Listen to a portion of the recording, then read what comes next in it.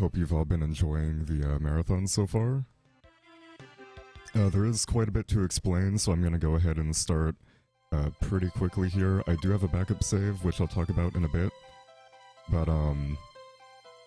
for those of you who don't know what Harvest Moon is, this was basically the very first farming/dating sim that kind of, like, eventually took off 20 years later. But, the game starts off with us inheriting our grandfather's farm.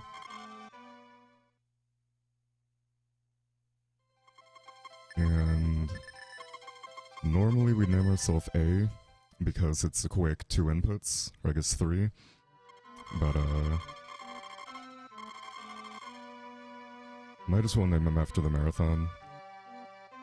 I didn't have the foresight to do that in my backup save, so hopefully we don't have to load that. There is a bit of RNG in the game, which we'll see in about 5 minutes here, but first we have to introduce everyone, or we have to introduce ourselves to everyone in the town. First is the old man that runs the animal shop, who has no name. You can either go clockwise or counterclockwise around the town. It's exactly the same speed. I just prefer clockwise, as does a lot of other people. So that was Anne and Eve. Anne was the redhead. Those are both bachelorettes that we could marry. We're actually going to marry Anne later. And this is Maria.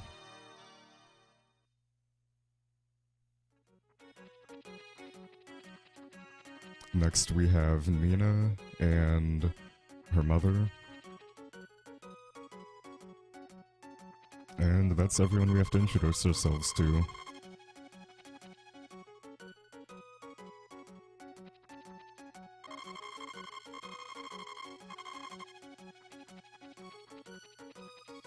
So, what is the best ending? There's 20 endings in this game, which are basically just short little cutscenes you get after reaching the final day, which is fall 1st of year 3. And the best ending just refers to one of them, which you get for having, it's kind of a wide range of requirements. One of them is picking up your dog 100 times, getting married, having 2 kids. Well, having 1 kid with your wife pregnant with your second kid also works. 900 happiness, which is a normally hidden value in the game. And it's actually kind of hard to hit without an exploit, but we can talk to the mayor about 100 times to max that out. Or we can talk to him 100 times. Whoops. This menu's kind of weird. If we talk to him 100 times on Winter 30th, that'll give us 500, and we get about 550 from everything else we do in the run.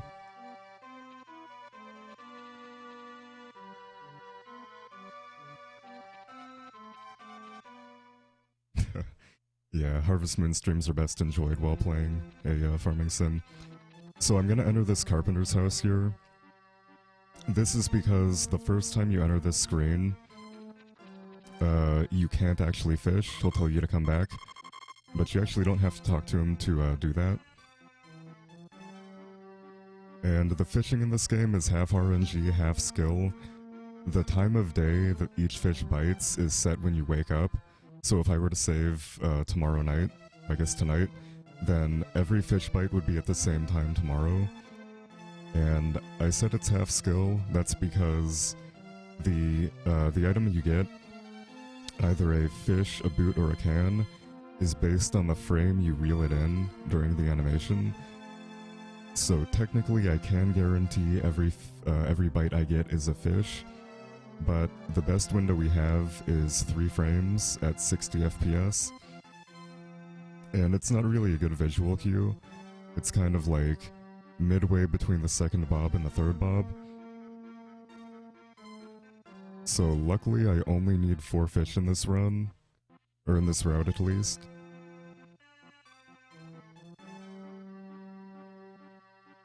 Because this is kind of difficult.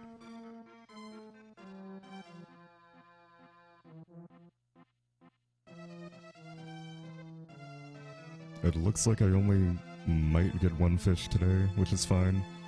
2 is pretty much guaranteed if you catch each bite. And you can get 3 if you're lucky enough.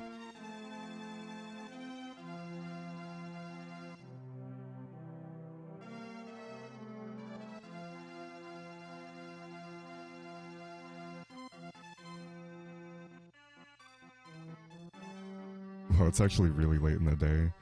If I don't get one pretty soon here... It actually looks like my timer froze. That is like the 3rd time I've had live split crash on me. I should be about... Let me see here. 5 minutes in? I'll just say 5 minutes to be safe. And while I fix that, I'm gonna pick up my dog 100 times. 10... 20... 30... 40...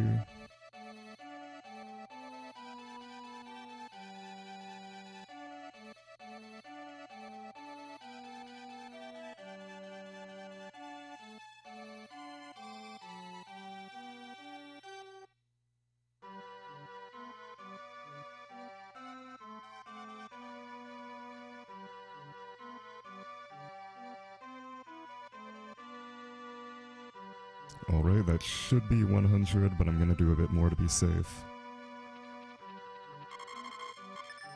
And I can try to fix live split here.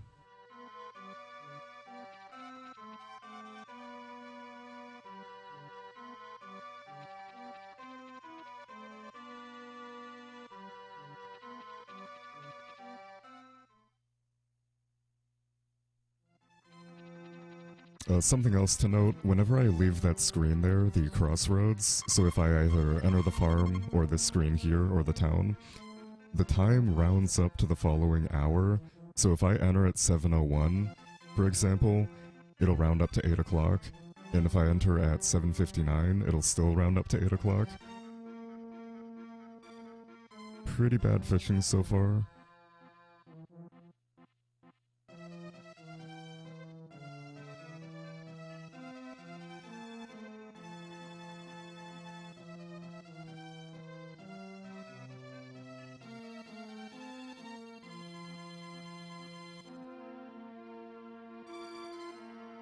Yeah, we were really, dribbling that dog.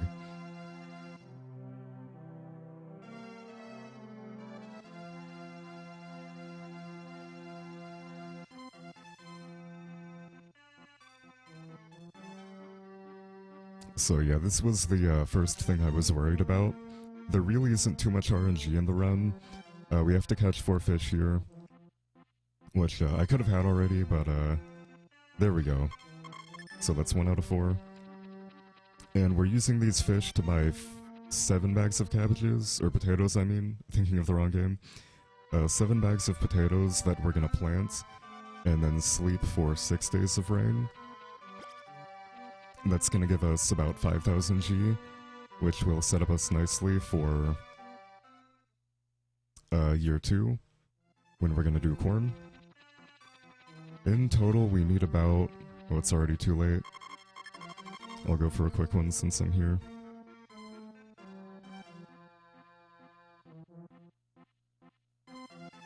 Missed it. In total, we need about 39,000 G. So we're gonna get 5k here, and then we're gonna do a bunch of corn farming later. Corn is kind of the fastest, consistent way to make money in this game.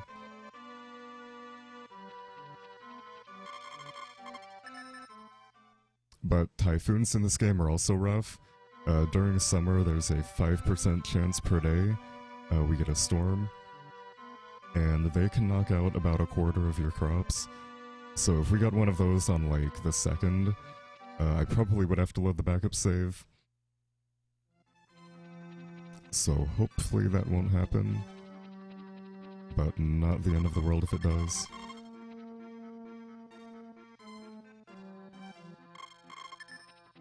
Alright, that's 2. So I can probably get one more today. That was actually a really fast bite. So if I get lucky with the bite times, and I happen to hit all of them, I could actually get 3 fish today. Yeah, there's a lot of boots and cans in that pond. It's kind of like an endless pit of trash.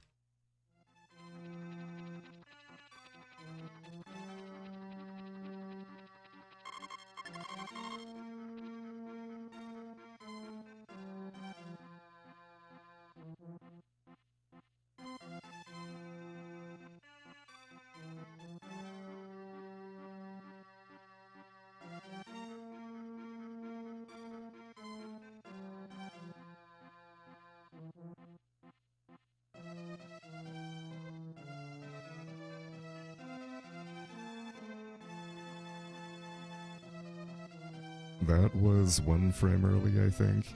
I have a spreadsheet that I don't have open. It's 65 frames, and I want to say like 15 of them are fish. And the window I'm shooting for is actually a 2-frame window because it's slightly easier to time than the 3-frame window, funnily enough.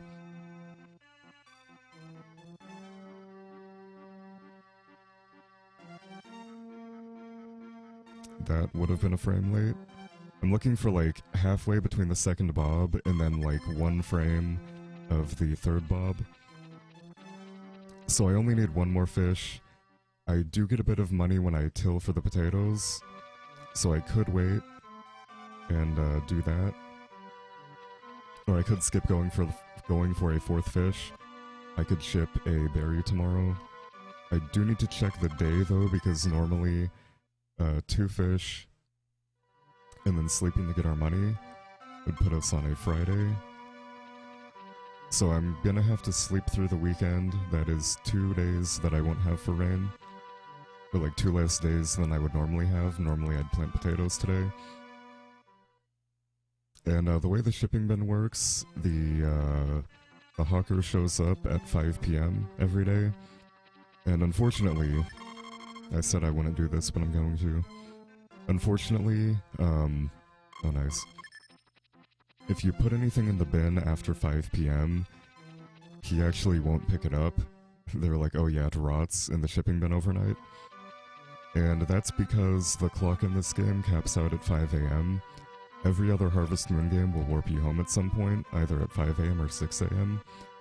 But in this game, it will cap off and you can play infinitely. Which is great for farming, but not for harvesting stuff, because you only have about... It's like 5 minutes of real time to ship everything. Each hour in this game is 12 real-life seconds.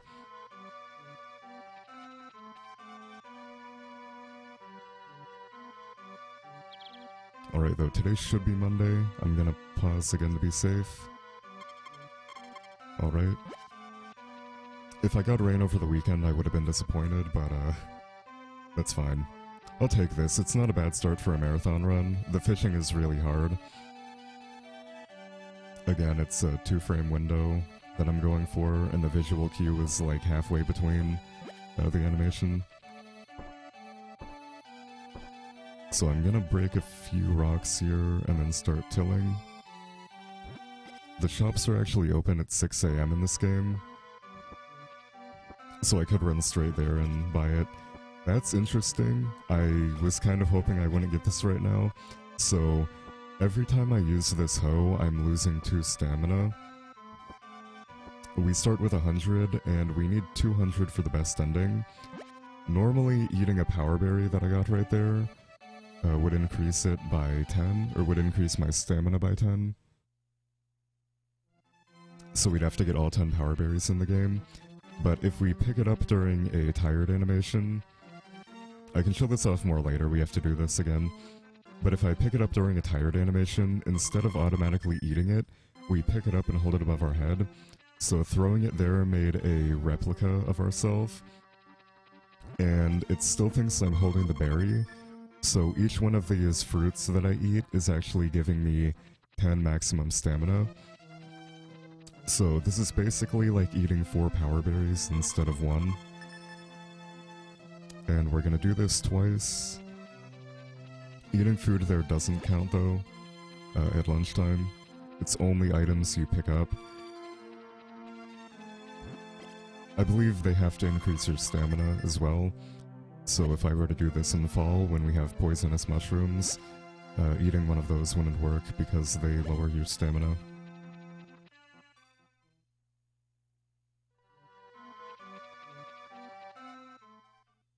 Anyways, finally buying some potato seeds here. And on my way home, I'm actually gonna go for another power berry. Again, we need 7 of these.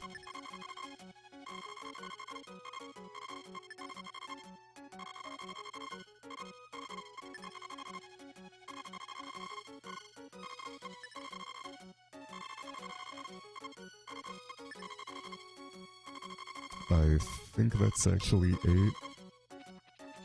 And I just got really lucky with getting money from the farm. But yeah, so the second berry I'm going for is in this chicken statue. There's a lot of rumors on how you unlock this. Some say it has to be raining, some say it has to be year 2, or you need the golden hammer. It is strictly just like a 10% chance of getting it every time you break the statue. You can refresh it here on the same day. You can actually do it on the very first day of the game.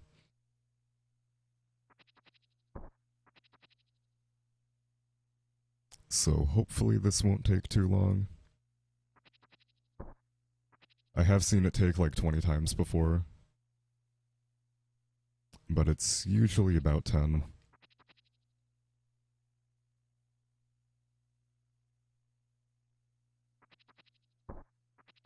Almost unloaded it.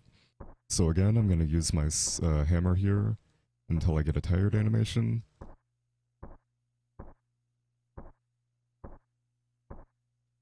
Then press A during the animation. Later we'll see what it looks like when you actually pick up a power berry normally.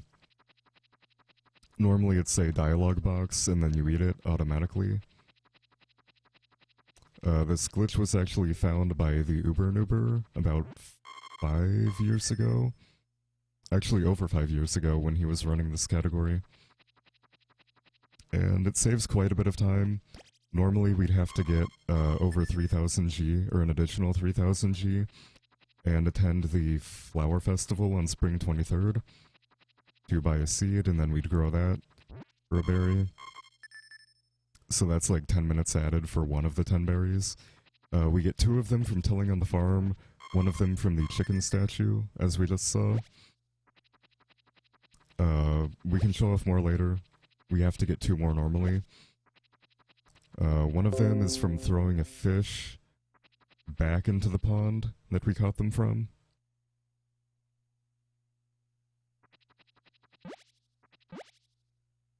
Alright, so I have to finish tilling plots here. I only have 1 so far. I should have used the hot springs to refill my stamina. But I'm gonna have to do it again anyway. I'm gonna have to do it at some point anyway. And I'm pretty close to full, so it's not a huge issue. So that is 3 plots. I'm gonna get 3 up here. And it does get pretty dark in this game. My capture card is pretty bright. But even with that, it's gonna be hard to see when I planted stuff. Because at nighttime, the tiles with seeds looks pretty much exactly the same as the tiles without seeds. So like on my monitor that I'm playing off of, I can't see a difference at all. These look like one shade of brown. And I'm gonna plant this one right here, or till this 7th plot.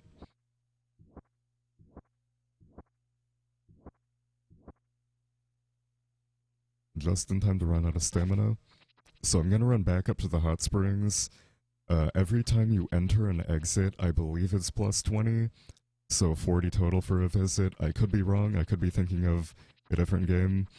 A lot of these Harvest Moon games have kind of similar mechanics. So I get mixed up sometimes.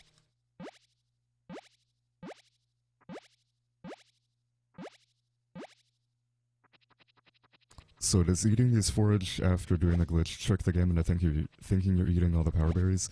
Yes, so when you throw the berry, or when you throw the berry, it creates a duplicate of yourself, and the game thinks that you're still holding a berry, even though you can walk around.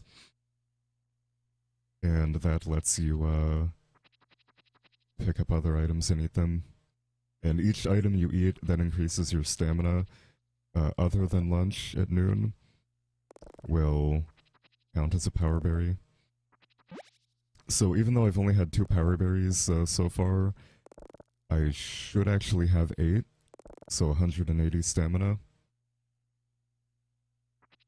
And I'm gonna make a slight detour here to show this off. I think I planted everything properly.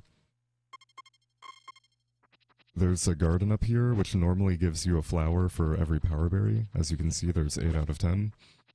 You can actually use the glitch to have more than 10 berries, because to save on memory, rather than having the game check every 10, or all of the 10 berries individually, that's 1 day of rain, nice. Everything is based on your stamina, so there's a flag for whether you've got a berry or not. And then there's a flag for, like, that's it. Just 1 flag for if you've spawned a berry. And the rest is based on stamina. So going over 200 stamina actually prevents the best ending from working.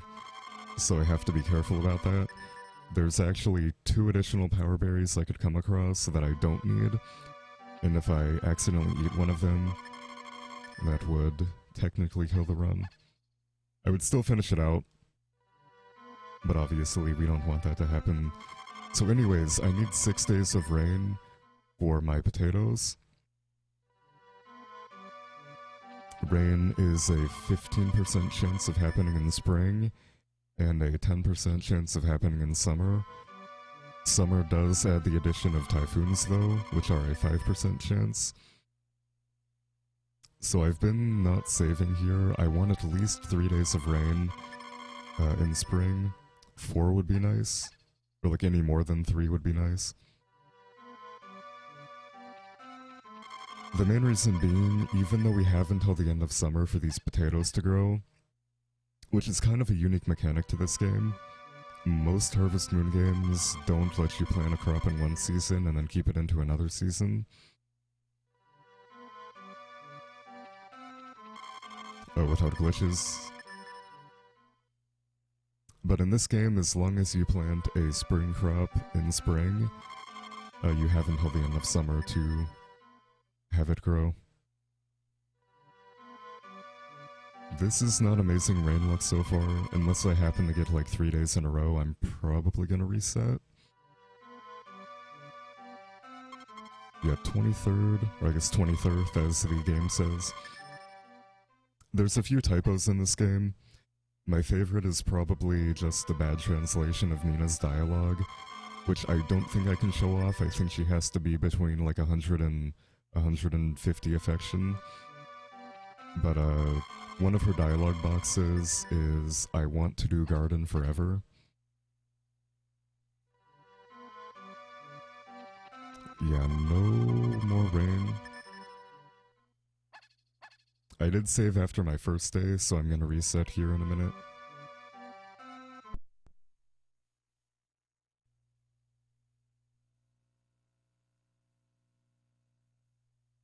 This is worth doing, by the way. It might seem slow, but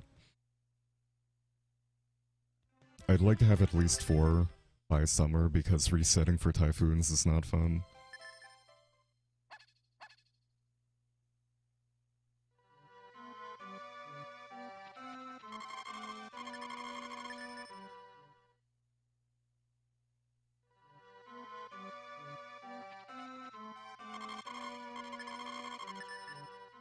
Yeah, exactly. Who doesn't want to do garden forever?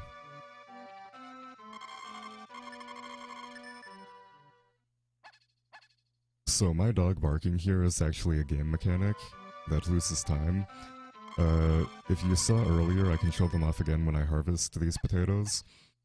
There's a bunch of lumber dotted around the farm, and every time it rains, snows, or typhoons, that lumber can rot. And the more rotted lumber you have, the higher chance there is of your dog barking at night. And it's actually a slower loading screen. So I'm gonna take my hammer later and break all of that rotted lumber, which might seem slow, but it's actually faster in the long run.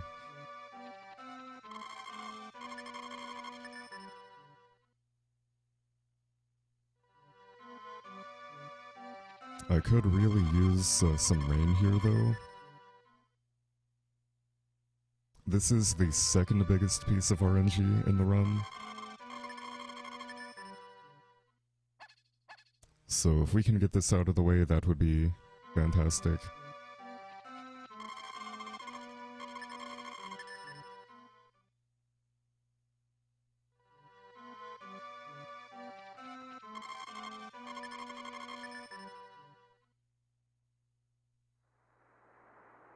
Okay, that's 2.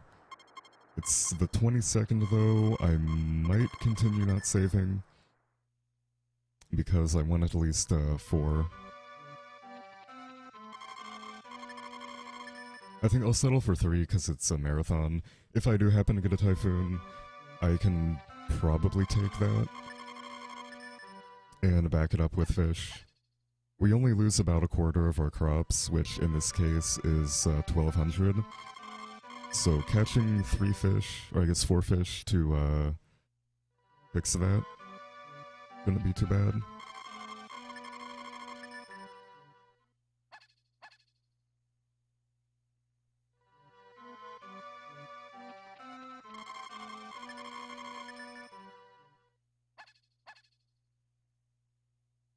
Hey Heinz, welcome.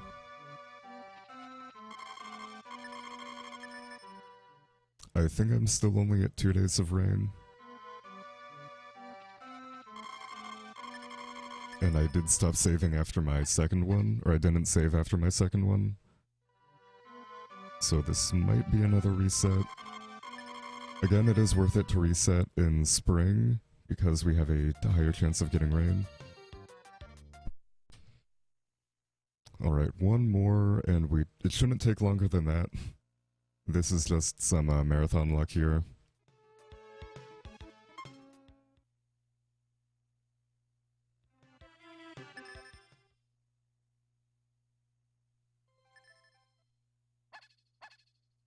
And the reason I don't water it myself is because the normal watering can is pretty bad. But this will set us up for the sprinkler, which is basically the watering can, but it waters in a 3x3 around you, and you never have to refill it. It's actually very broken for 2000G.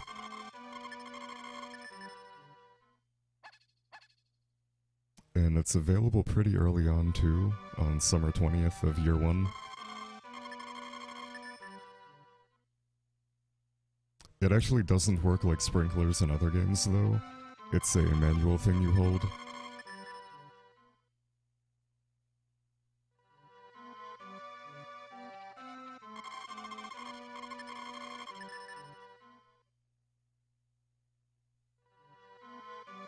So the rain RNG in this game is frame-based. It's based on the frame you go to bed, or I guess how many frames the game's been running before you go to bed. So we technically might be able to find a manipulation for it. We do have manips for stuff in Harvest Moon 64.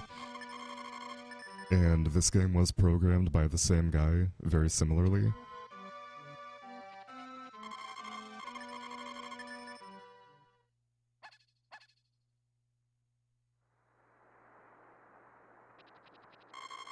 I'm gonna save, that's only 2 days, but I'm gonna go ahead and save. So the 21st, so that's fine. Yeah, the sprinkler was actually introduced in SNES, and then they brought it back as a proper automated sprinkler in GBC3. And then they didn't touch it again until Olive Town. That's something else I can talk about.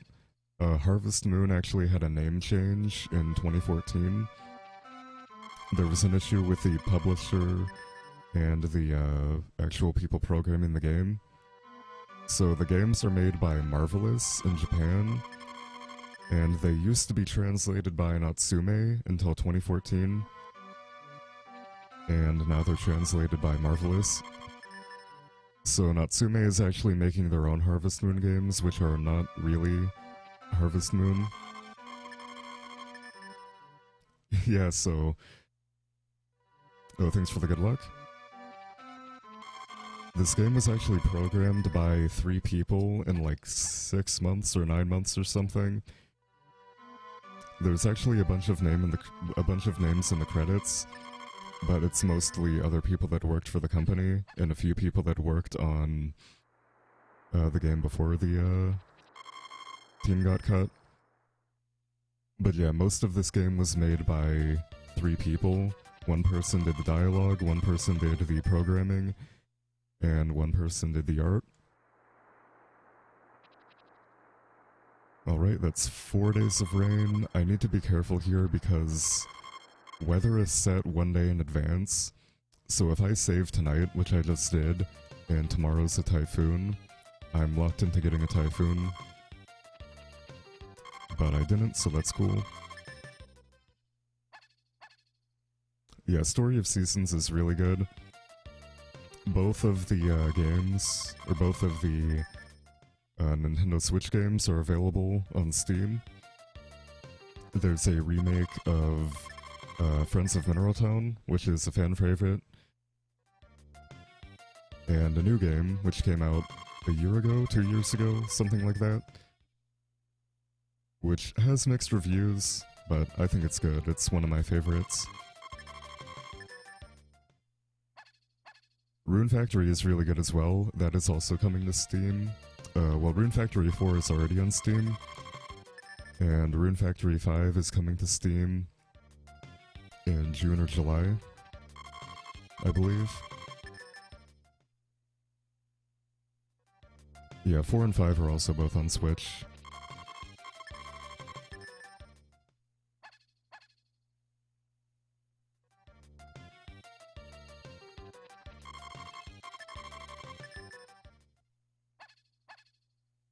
Alright, we need 2 more days of rain here.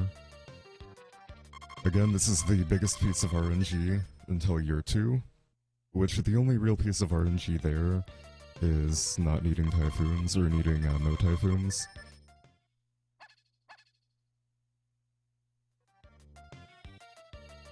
So if I could get a couple more days here, that would be nice. That longer loading screen was actually an earthquake. There's one in summer of year 1 and one in winter of year 1. They happen randomly. It could happen on the first day, it could happen on the 20th day.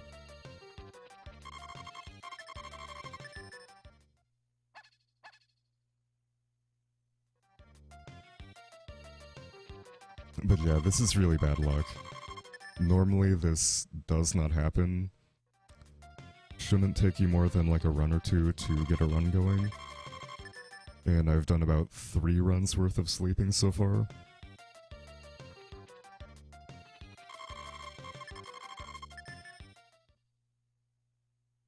Yeah, I definitely recommend people try out Olive Town. Especially if you've never played a Harvest Moon game or Story of Seasons game before. I feel like that's a good introduction. And it kind of captures like the original feel the old games had. But Sauce Funked is also very good.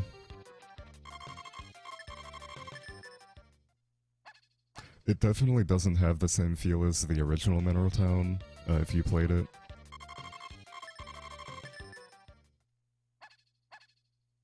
No, so this is just Sleeping for Rain. After this, the run is going to pick up a bit more. I need 1 more day of rain, and then we're going to harvest my potatoes. Year 1 is a bit slow because we have to like set up for everything.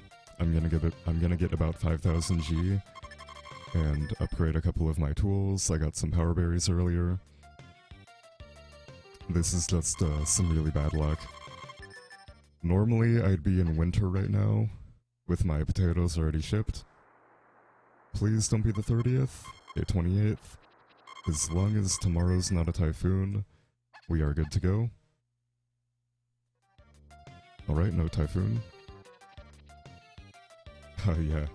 There actually used to be a category on speedrun.com called All Days, which was sleeping for 45 minutes. And it's actually a very RNG heavy category because of the dog barking I talked about.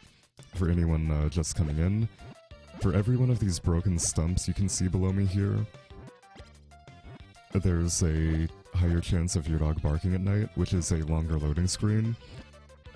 So I'm actually gonna go ahead and break these. I believe I still have my hammer out. I do. So it might seem slow, but having your dog bark every night is much slower than breaking a few stumps here.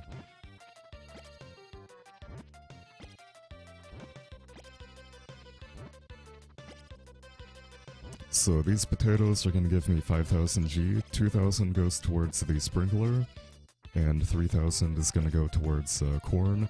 I technically do have enough money for the house upgrade, but even though we have to be married for quite a bit to have a kid, it's not worth getting the house upgrade this early, because then we're back to having no money, and we need another 33,000 after this.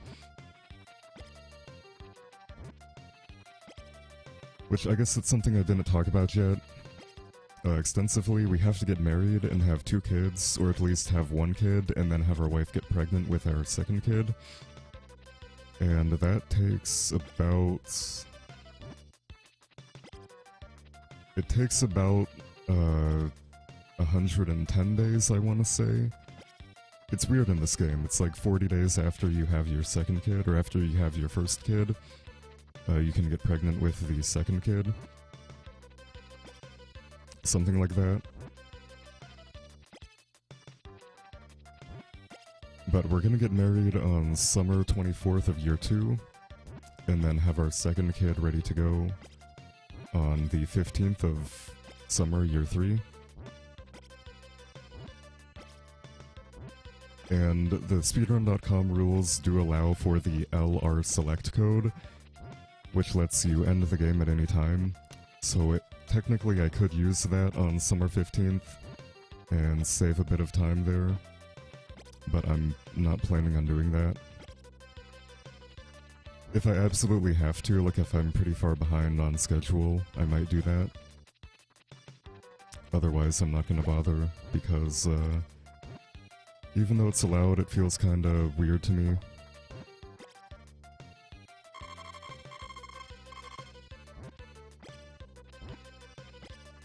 And I'm gonna go ahead and like preemptively throw these in the pond here. Which again is slightly faster than breaking them, or just leaving them not broken.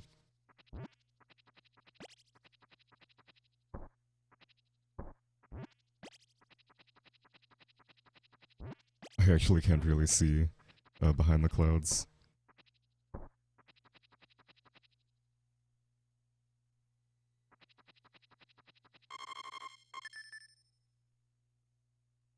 Alright, so now we're gonna sleep to winter. I actually don't want any rain from now on, at least until summer of year 2. Then we want some rain. I'm still on pace. I did a pretty high estimate because of the RNG in this run. So this can still be like a 215. Oh, of course. Now that I have my potatoes harvested, I'm gonna get 2 days of rain back to back. Classic marathon luck.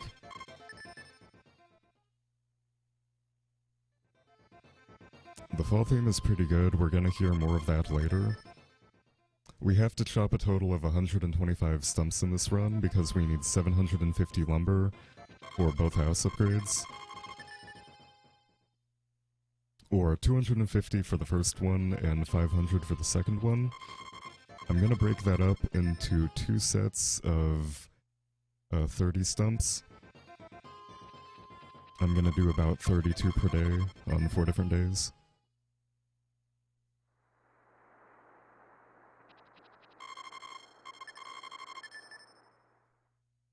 So I think it's explained in game that wild dogs come if you have broken stumps for whatever reason.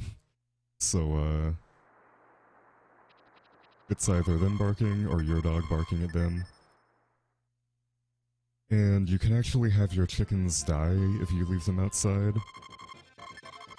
And your cows lose affection if you leave them outside as well.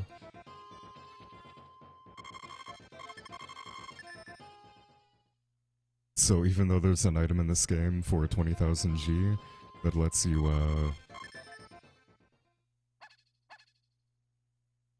or there's a bell item in this game for 20,000 G that automatically moves all of your animals outside. And it's basically useless because you never want to move your animals outside. So it would have been a lot better if they had made the bell 2,000 G and the sprinkler 20,000, because the sprinkler is very broken. We're gonna see that in about 20 minutes here.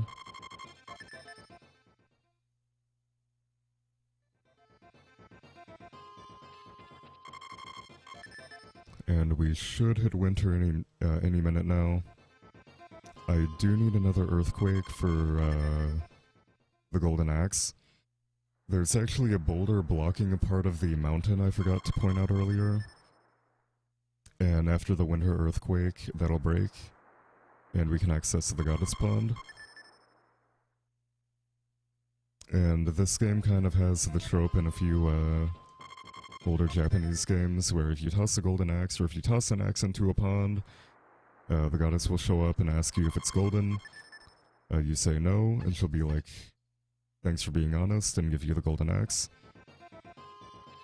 And that'll let us break stumps in 1 hit instead of 6. Which is obviously going to save quite a bit of time over the course of 125 stumps.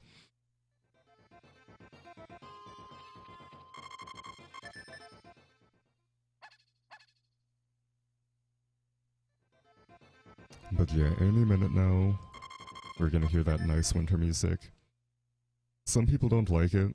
I do. It is kind of, slow. But it really fits winter.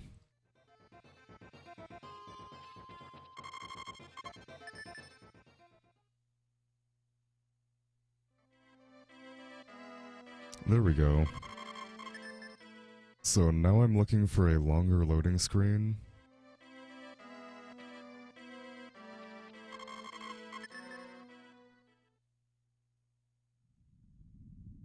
I believe that's it.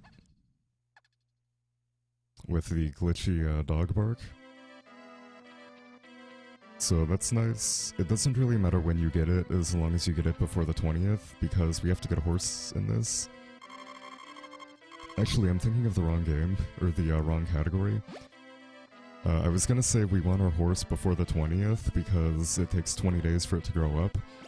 And after it grows up, we get saddlebags for it, which lets us ship items anywhere, basically, instead of having to run back to the shipping bin. But because we don't need to ship anything until summer of year 2, we can actually just wait, technically until the 29th to get the horse. But we're gonna go ahead and get it real quick. And I'm just gonna name it A. We only have a 4-character limit in this game, so we're kind of limited in what we can name it.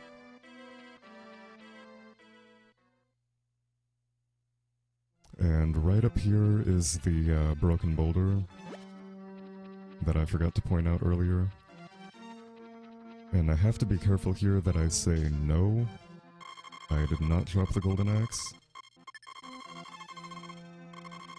And I'm gonna drop down in this cave now. And that's gonna give me another power berry. I'm also looking out for a 10th power berry. Every time you break a stump in this, there's a, I want to say 20% chance of a power berry, but I could be wrong. But it's basically guaranteed after 125. I've never done a full 125 stumps without getting it. So now I'm gonna do a loop of 11 stumps 3 times a day. I'm gonna do that today and tomorrow, and then not again until fall of year 2. Technically, it is faster to do it all in one night, because like I mentioned earlier, the time actually caps off at 5 AM in this game without warping you home. But the music also cuts off after midnight, so it's not really interesting. Alright, so that puts me at 13. This next loop is gonna be 24, and then 35, then we can head home and sleep. Then I could have named that horse Demo. Demo is another one of the Harvest Moon speedrunning admins, along with Sam and Heinz.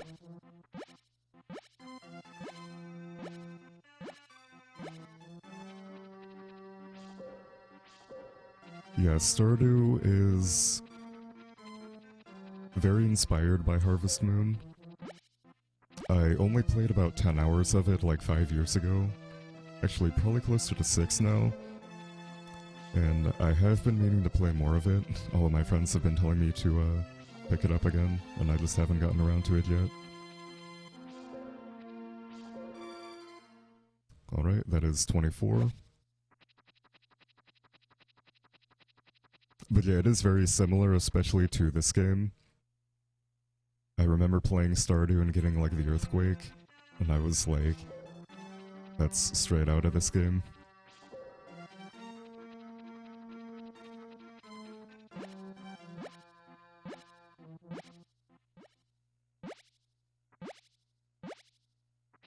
So yeah, this is why I didn't want to do all the stumps in one night. Because it would basically be like 10 to 15 minutes of this without music.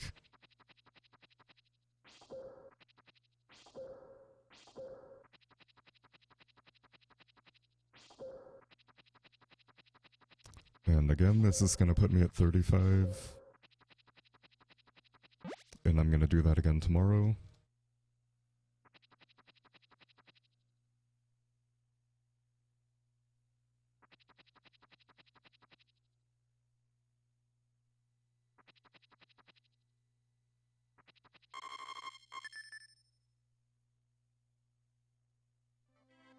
I technically could do one per season, or like 1 day per season, to kind of like show off the different maps. Oh yeah, we are unstumpable.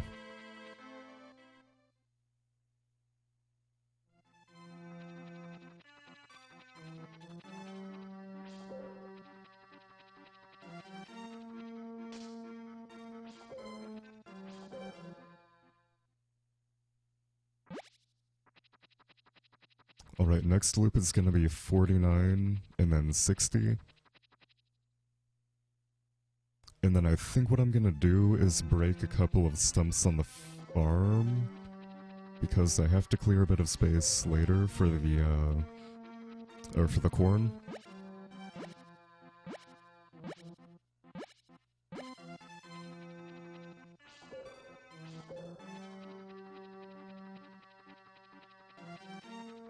Yeah, the modding scene does seem pretty crazy for Stardew.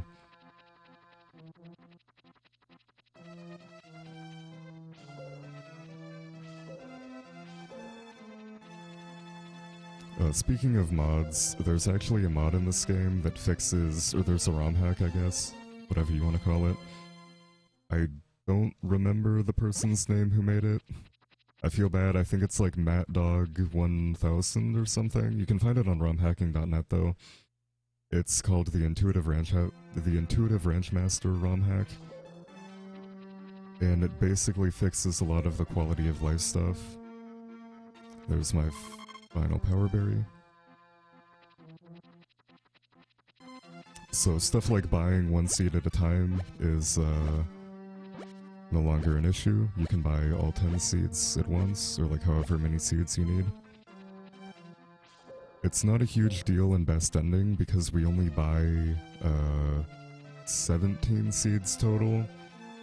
But in 999 Ranch Master, which is kind of like the 100% category of the game, we have to buy like 300 seeds, 400, something like that. So it is definitely more fun to run on that ROM hack than the base game. But we currently don't have a leaderboard. It is romhacking.net.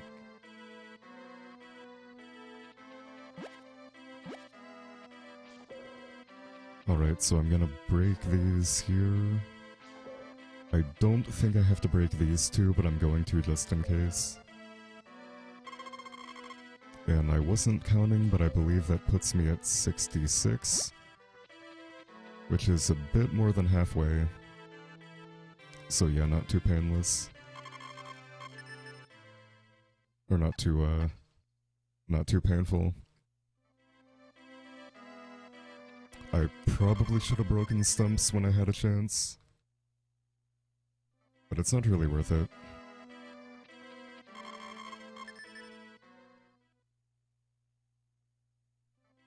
Because, unlike spring through fall, where there's a 15% chance of weather, that being 15% chance of rain in spring and fall, a 10% chance of rain in summer with a 5% chance of typhoons, winter is an even 1/3 split chance of snow. So most of these games are going to be, or most of these days are going to be snowy. And that's going to give us quite a bit of broken stumps.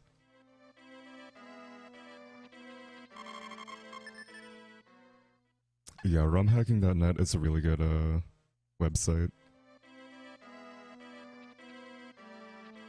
Tons of cool stuff on there. Alright, so now I'm gonna sleep to the 24th. That's gonna give us the Starry Night Festival. Thank you for the good luck, Sam. And I believe it's actually slightly faster to marry Ellen in this category, but I'm gonna marry Anne because only in this game, so don't quote me on this for any other game, but Anne is my favorite in this game, and in this game only. They actually changed her character for the other games. I guess excluding Magical Melody if you want to count that. So Anne from SNES and Magical Melody is top tier.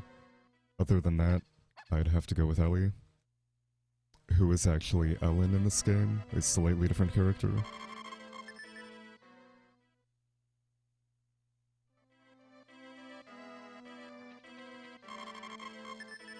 But yeah, any day now, we're gonna have a prompt here in the morning. And instead of telling you who you want to spend the festival with, it'll give you 5 locations.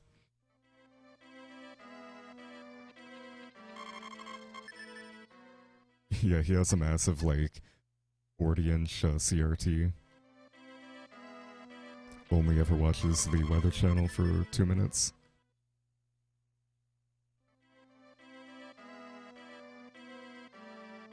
Alright, so we're gonna head to the spa. It says Star Night Festival, but we call it the Starry Night Festival because that's what it's called in every other game.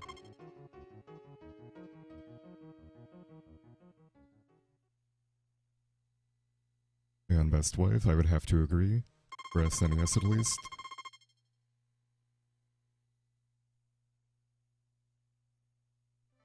But yeah, this was my very first Harvest Moon game when I was a kid, and I married Anne. And then I played the GBC game, or the original game on the Game Boy, which has no marriage. For whatever reason, they thought that was a good idea. And then I played Mineral Town, the original Mineral Town, and I was very disappointed that Anne was different in that game. And that's when I started going for the Ellie/Ellen characters. But Anne was my first Harvest Moon love.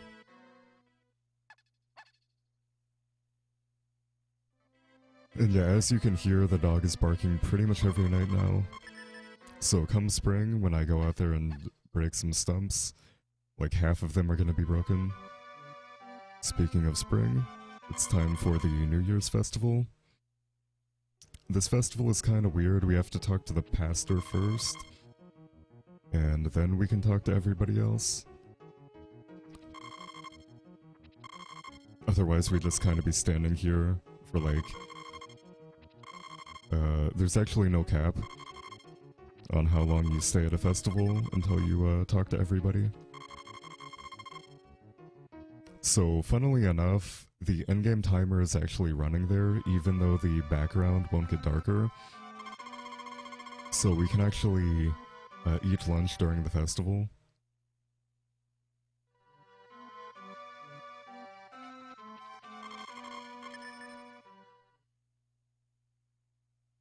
And now we're gonna head to summer. I might do a bit of stump breaking, but I kind of want to wait for fall.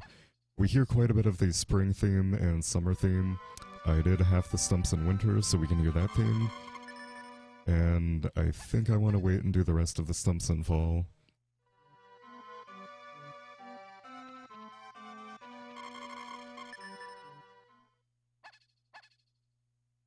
Yeah, he really does have the Sigma grind set. Just does nothing but sleep for half his time here before growing a corn empire. Alright, so these are the saddlebags we get for the horse, which are kind of a blessing and a curse. Something that was fixed in the Intuitive Ranchmaster ROM hack is the saddlebags being very precise. If you are 1 pixel away from the horse, the crop you throw will not go in. So even if you're standing right next to it, sometimes the crop just won't go in. If you are standing, or even if you're touching the horse, if you press A on the frame, you hit that tile, the game still thinks you are too far away, and you throw the item without shipping it. So I'm going to be shipping stuff pretty slowly here because it's not really worth risking that during a marathon.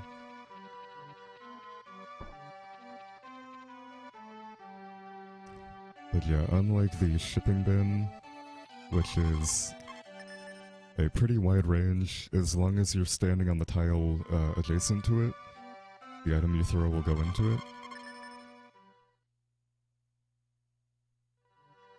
So you can stand like 20 pixels away. You can actually ship stuff over the fence to the next, or to the right and bottom of it as well. Which is it's actually kind of crazy they did that. Like, they specifically programmed that fence to be passive, so you can throw crops over it.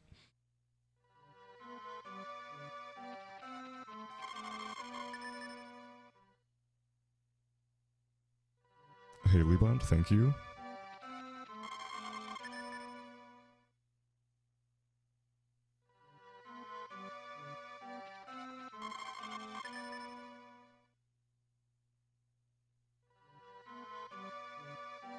Alright, so as soon as we hit summer here, we're going to have, or we're going to be wooing Anne. Every bachelorette in this game has an affection spam, where talking to them, given the right,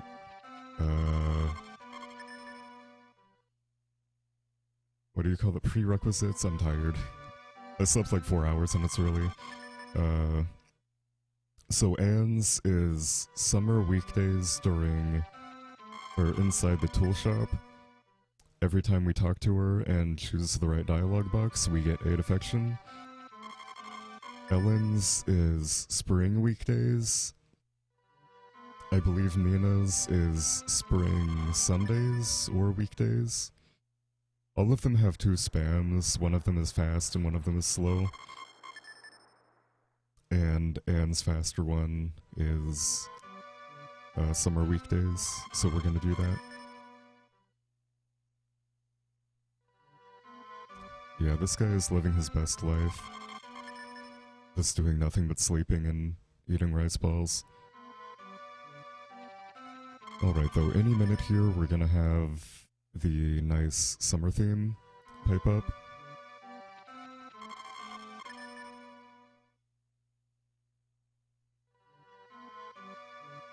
I actually do want to check the date though, it's the 26th.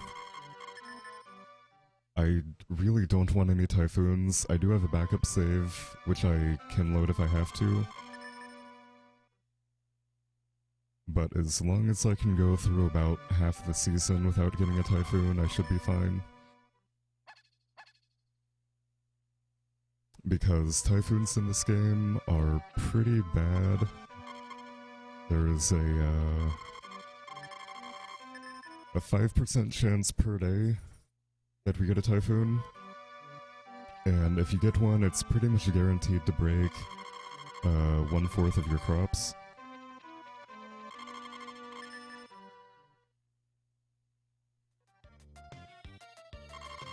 This is the mirror telling us our dad's gonna come back in about a year and evaluate us.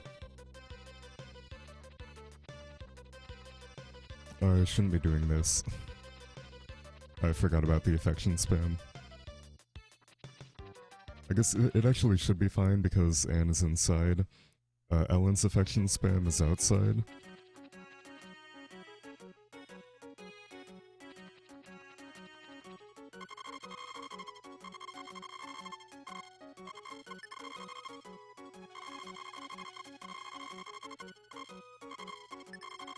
Yeah, the typhoons are really bad, and there's technically no cap to how many you can get.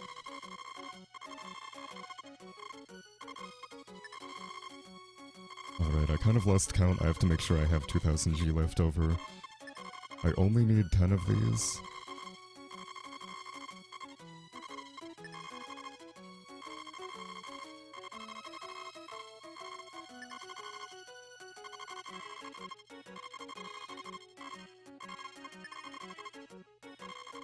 Yeah, so all the weather in this game is set 2 days in advance, or basically when you sleep the night before the following day. Or I guess a better way to put it would be the weather forecast is set when you sleep. So like if I sleep tonight and I save, the weather for the day after tomorrow is going to be set then.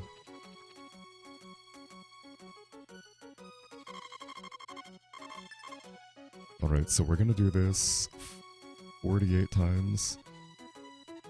Every one of these is 8 affection. We need 650 total. Only 250 to get married. And I want to save 450 to have our first child. Then 650 for our second child.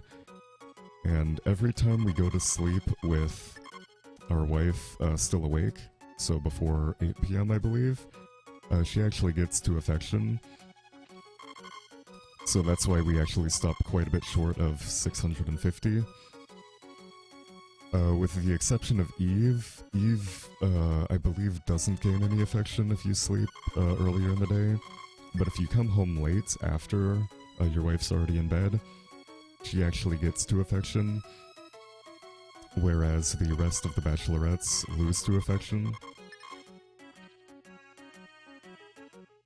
Yeah, there's no limit, it's actually really nice. But this game would be really rough if there was a daily cap. Especially in the Max Ranch Master category.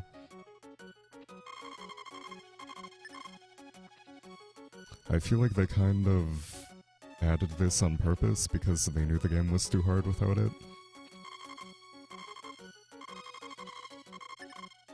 So I guess I've talked about the Ranch Master rating a few times. Hey Priya, how's it going?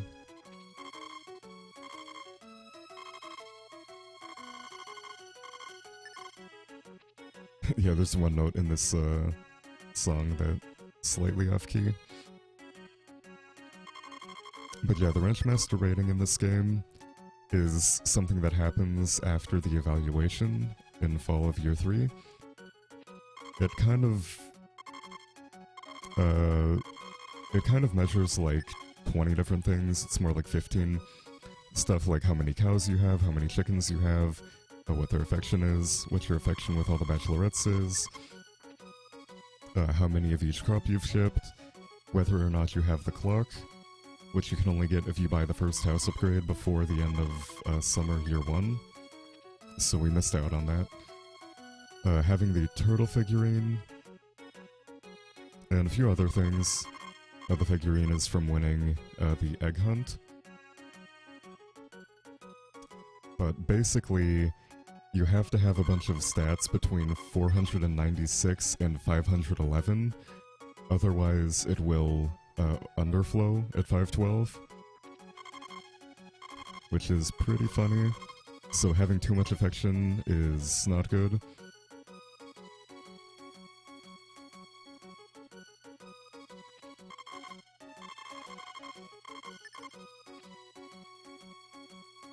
Hey Mintulika. Yeah, I'm still getting used to showing my face. Feels kinda weird.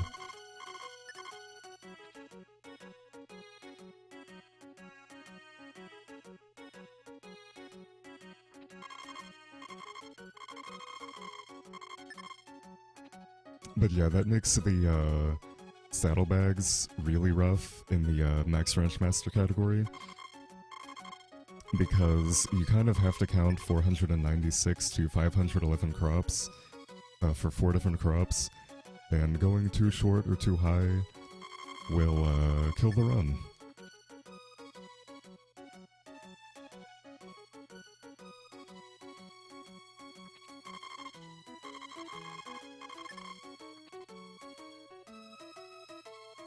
Yeah, Source, trust me. We just come in here in Daodan for like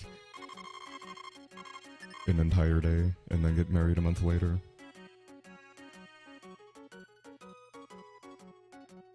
I look great though, thank you.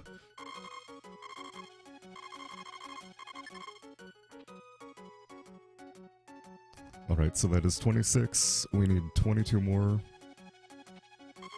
Almost done here. Also in the top right there is the sprinkler. We're gonna buy that afterwards. And that's gonna let us water corn pretty quickly. It's gonna take about 30 seconds to water 60 crops of corn per day.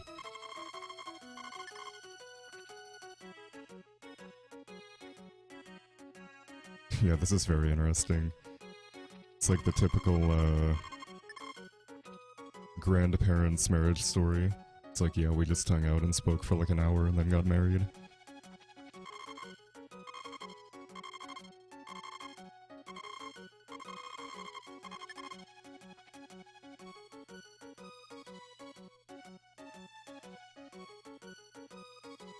Yeah, basically just have the same, like,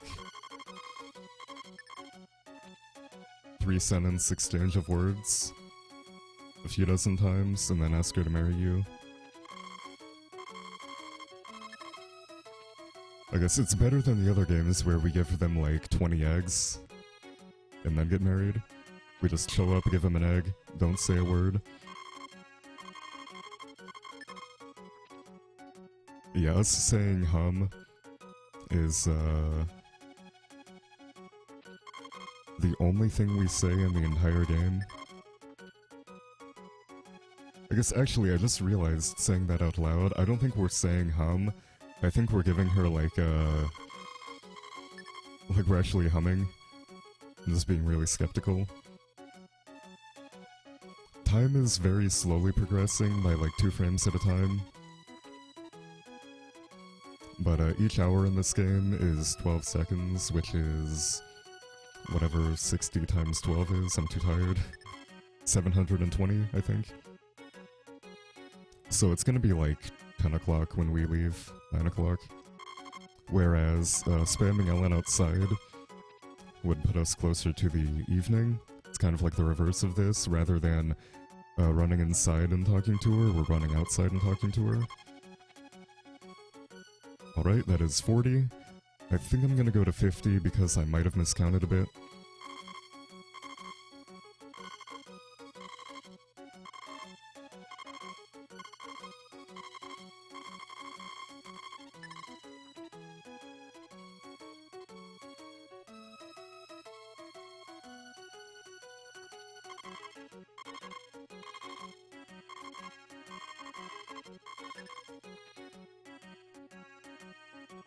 Yeah, I guess this would actually make sense. I kind of like what they were going for with having conversations being worth more than gifts. But because there's no daily cap, it's kind of funny. Like, if we actually spoke with her every day for like 2 months, which is what it would take at 1 a day, that would make more sense. Or I guess it's 2 seasons, not 2 months. So it's kind of like 6 months of real time worth of hanging out and chatting. And normally it wouldn't just be this one line of dialogue. They'll have like 3 or 4. Eve's is actually really in-depth. She has 1 spam up to 120 affection. Then we have to gift her to 150. And then she has a 2nd spam up to 250 affection, I think. I want to say 250. And then we can go back and do the original spam again.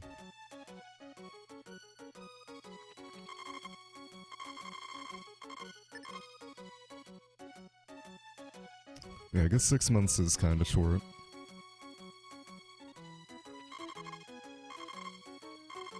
Alright, so that should be 50. Then I'm gonna buy the sprinkler. Again, 2000 G for the sprinkler is pretty insane. This would honestly be worth it at 20,000 G, or even 30,000. Because we never have to fill our watering can again. It hardly uses any stamina.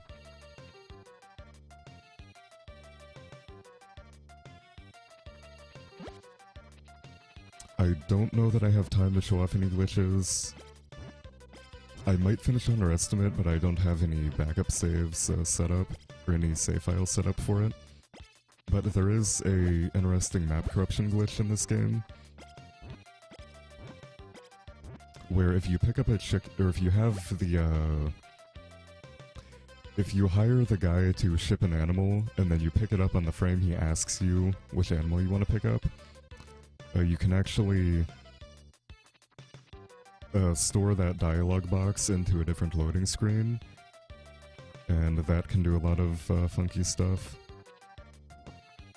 Alright, though, I'm gonna do 10 plots of 6. 1, 2, 3, that's 2. Nice coin, that's 3. I don't want to eat that. Eating that would kill the run. That would put my stamina at 210. I guess that is a glitch that's fast enough I could show off.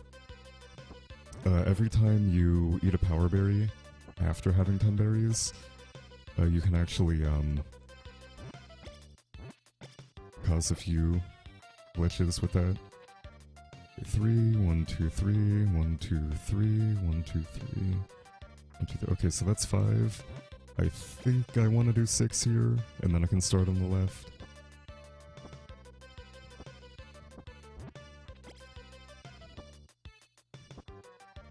So this is not something you would typically do casually. Typically you would want to have like a 9x9, or not a 9x9, but a 3x3 with 1 missing tile.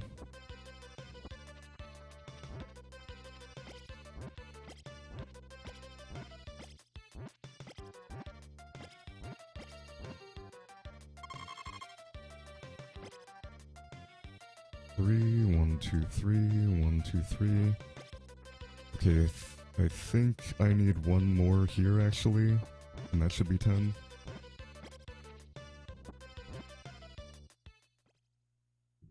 Either that or I did 1 too many, which is also possible.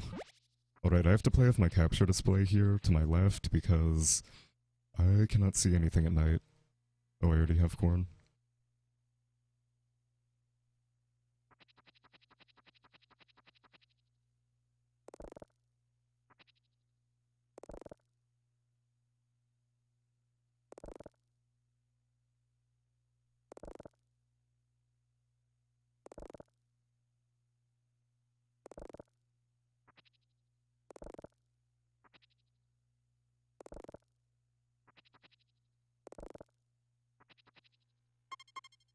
Alright, that should be my last bag here. I counted properly, nice.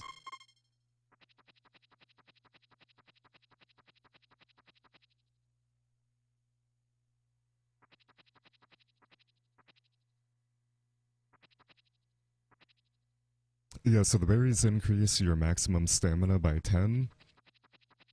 But because we did a glitch earlier that let us duplicate the berries, or we duplicated 2 of them, we basically turned 2 berries into 8, and then I ate 2 additional berries normally.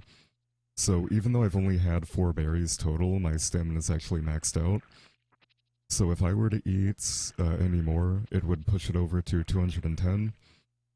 And because of the game checks for exactly 200 stamina, not for 10 berries, that's why doing the glitch actually works, and why going over would break it.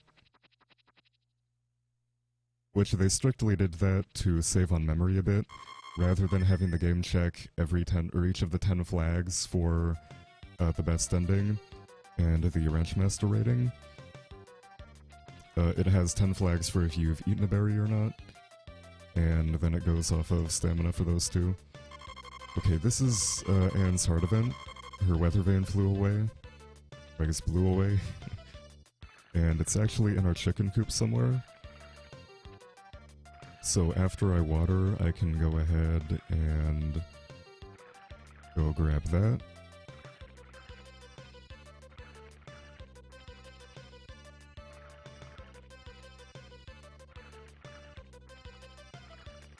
Oh yeah, so I did not figure out how the glitch worked with turning our wife into a cow.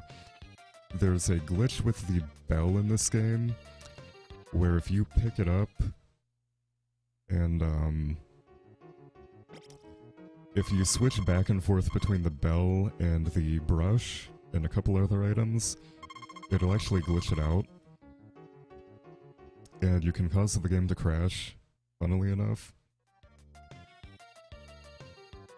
And one of the glitches I had also turned my wife into a cow, which we've not been able to replicate.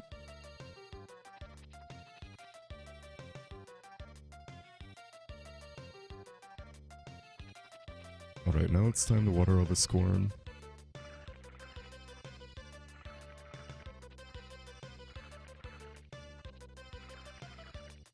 So I really don't want a typhoon, but if I did get one, it's not the end of the world. I can load a backup save. Also, technically, maximum harvests would put me at like 39,000 G, so I could technically miss a couple corn here without losing the run.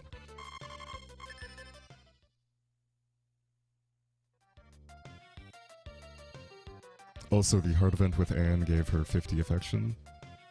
That's why I did it without ignoring it.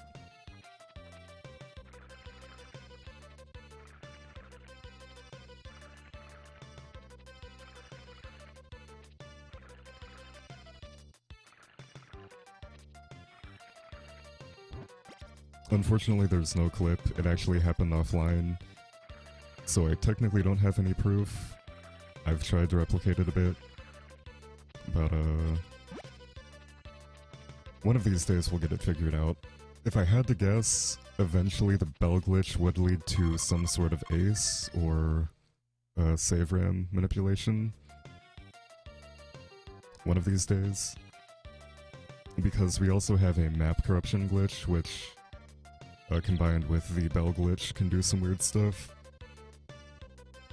We just haven't had a ton of people looking into it.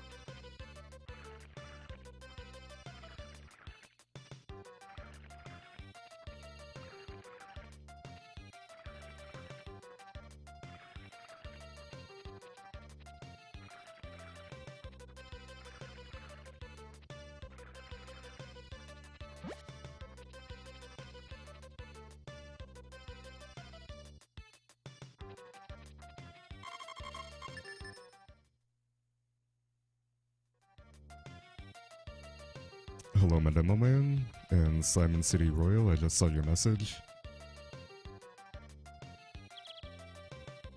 And anyone else I've missed saying hi to.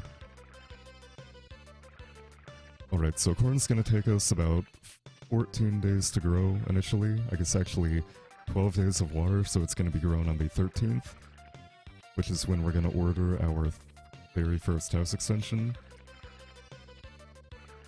After that, it is every 3.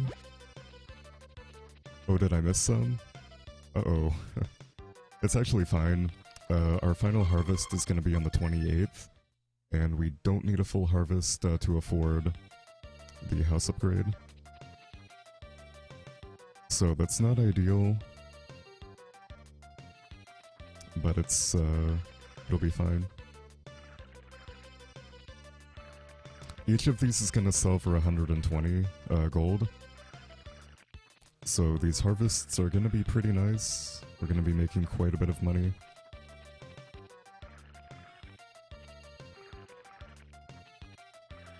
Oh yeah, these two right here. That should be fine. I can actually miss like 20 corn, I think.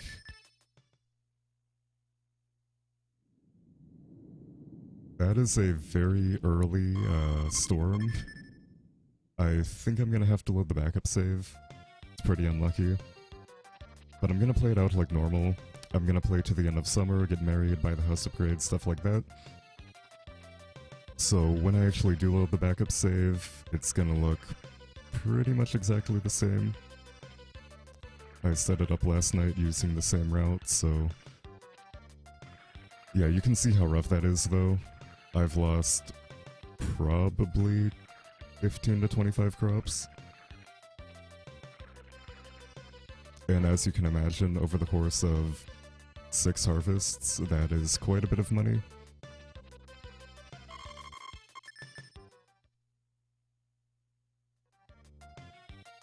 It's actually close to like 10k, I think.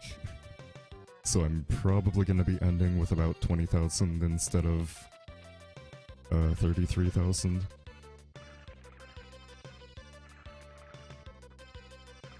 So yeah, this is the piece of RNG I was worried about the most.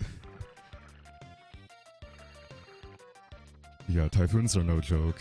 They are pretty rough.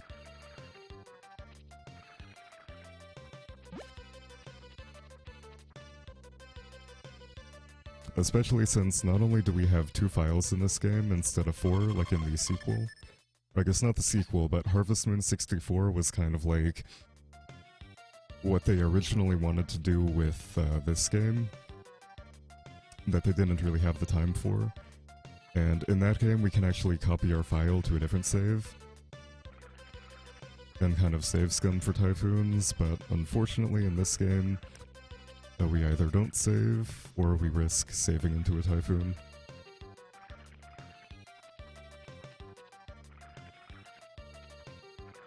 Hey Nostro, thank you for the good luck.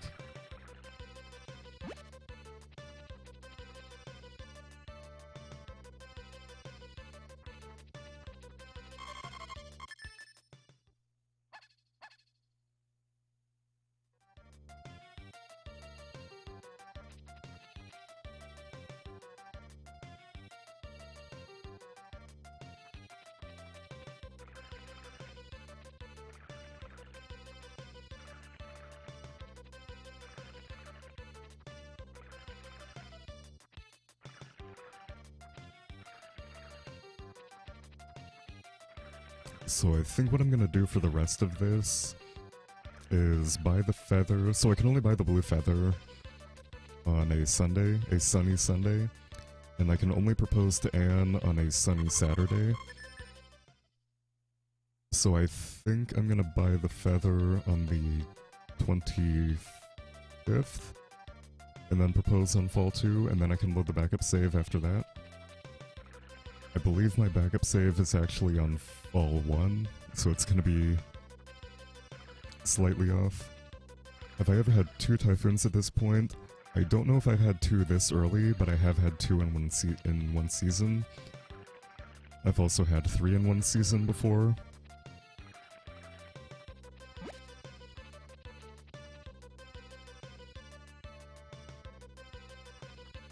And they definitely make going for the max Ranch Master rating very hard, especially if you're not using the LR select code to check your stats. The LR select code lets you sleep to the final day. Alright, corn is done. So, see how my horse bags didn't, or I guess my saddlebags didn't go out a second time there? The item only ships if the saddlebags animate. So if I'm like 1 frame away, or I just turn around and throw it, the corn actually won't even go in. So like right there was another missed one, even though I was right by the horse. So I have to kind of be careful about that. That can be a bit of an issue.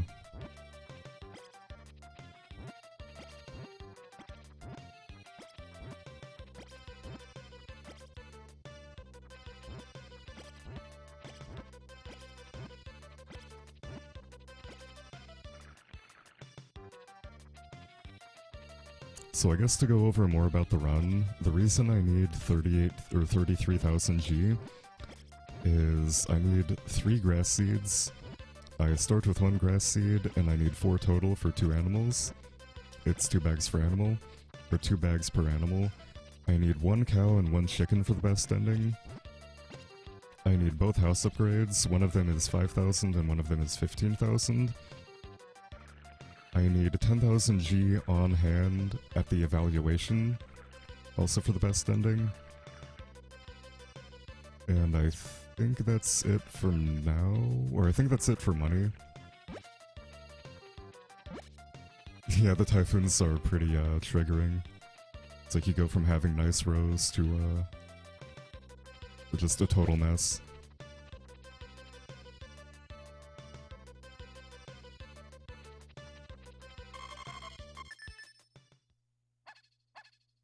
Yeah, there's some black magic going on with those saddlebags.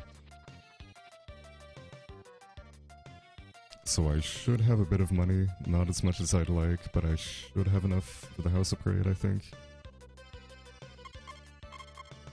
Just enough, alright. I can go ahead and buy that today. So yeah, now it's gonna be every 3rd day.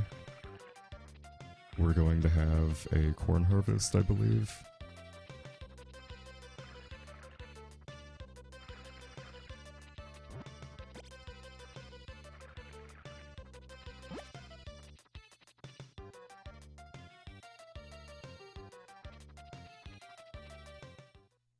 So again, this is 5,000 G and 250 lumber.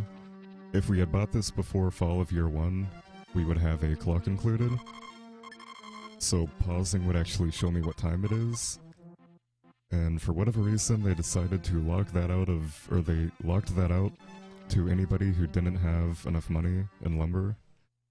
So like playing casually for the first time, it's gonna be pretty rough.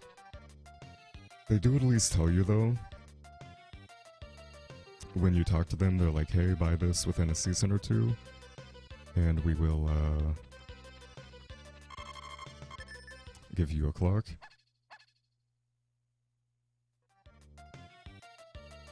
The sprinkler is really good.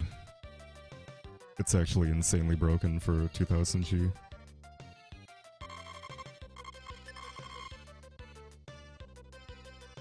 And that's gonna be done on Wednesday, I think. Slightly too late for the feather. But that's alright, we can buy that on the 24th. Or the 25th, I think, actually. 24th is a Saturday, if I remember correctly.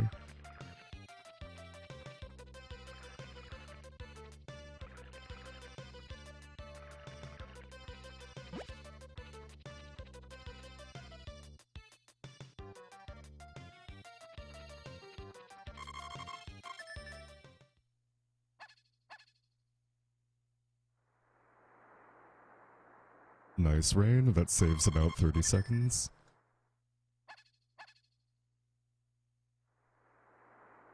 Nice rain again. I actually might have missed a harvest, I think. That's fine. Another typhoon? Great marathon luck. I actually thought about not even making a backup save.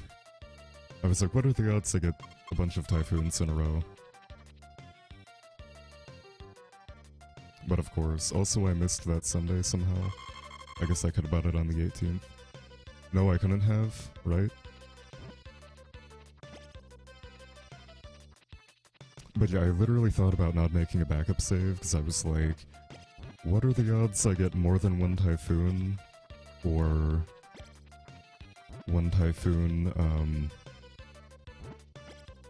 before the 20th? And apparently it's pretty high. Yeah, the music actually cuts out during rain, so if I don't hear anything, I know it's raining.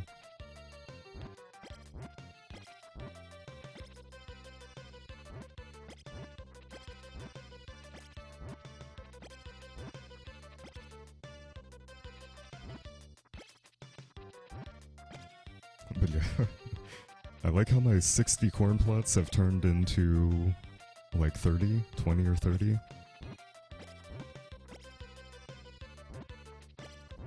Yeah, that typically doesn't happen. In practice, I didn't get a single typhoon. I did one practice run on emulator, and then I did one on console to set up the backup save. And I didn't get a single typhoon in either case. I also got like no rain though, so great for verifying the estimate works.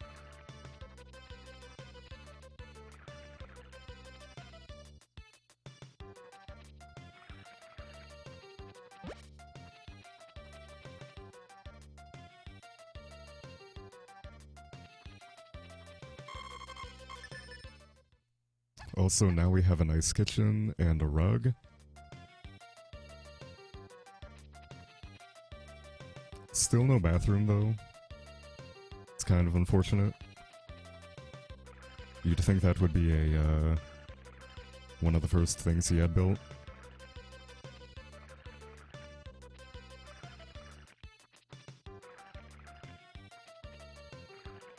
And unfortunately, we can't cook anything in this game or in the sequel.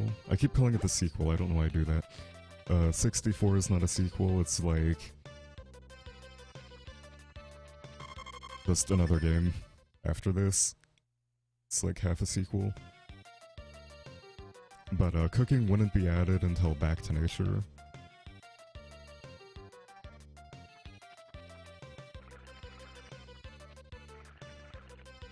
Because they kind of had to crank these games out pretty quickly. The company had financial issues, that's why 3 people made this game in 6 months or 9 months or whatever. I'm pretty sure the Game Boy game came out like 6 months after this one as well. Then the 64, Back to Nature were both in the same year.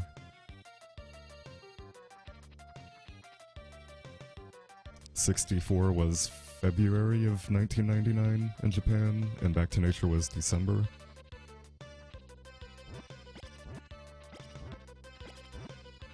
So that's why these games are rather buggy. They also translated them pretty quickly. So lots of typos and glitches. Which does make them great for speedruns.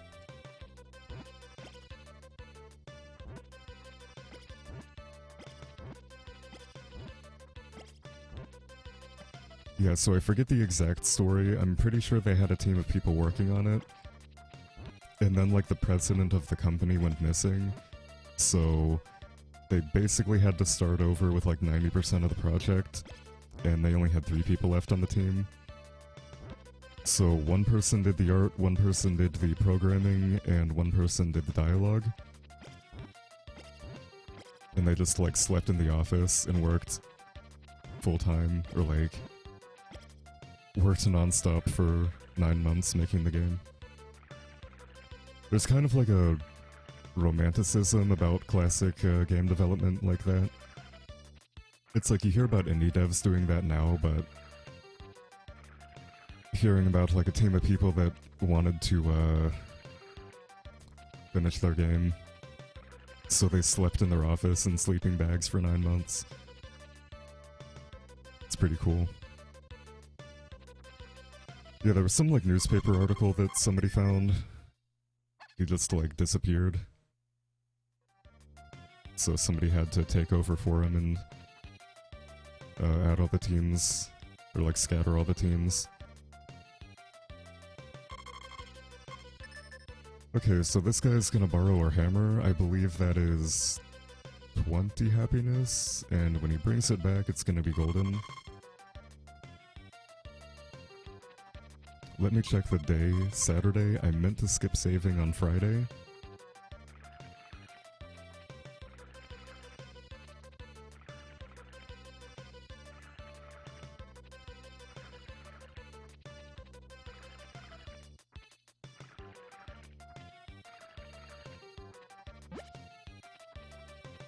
One guy did make starter, yeah.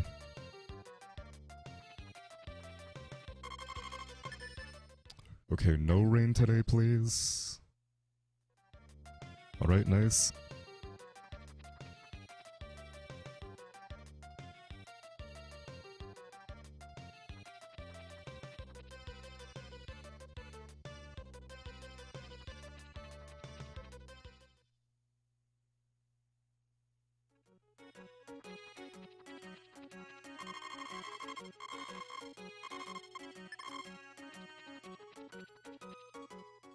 So that is the peddler, not to be confused with the hawker who looks exactly the same. He shows up on Sundays. And if you have the house upgrade and your wife at 250 affection or higher, I guess not your wife, but any bachelorette at 250 affection or higher, he will sell the blue feather. And we can propose with that on Saturday. And then I'm gonna have to load my backup save because I'm behind by about 20,000 G, I think. Because 2 typhoons in this game is pretty rough.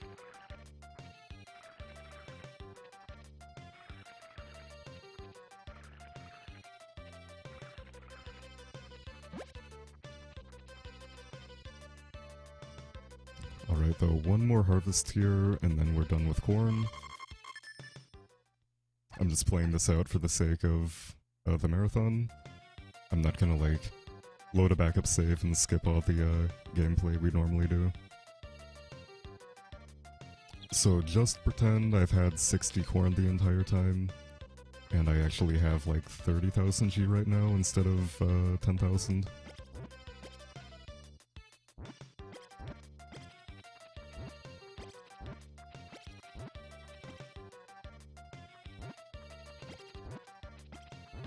So for whatever reason in this game, 4 of the 5 bachelorettes will only accept a proposal on a Saturday. I guess they're too busy during the week. Although I guess to be fair, you do kind of like run straight to the church and get married. There's no real planning involved. But I believe Eve is the one that you propose to on a Sunday. The rest are all Saturdays.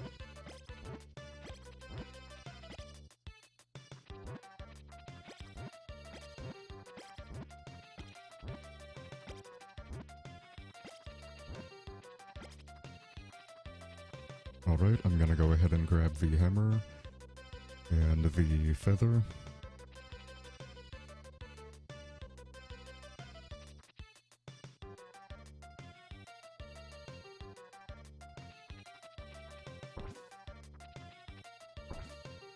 So again, for anybody new here, every rainy day, or typhoon, or snowy day will break these stumps here.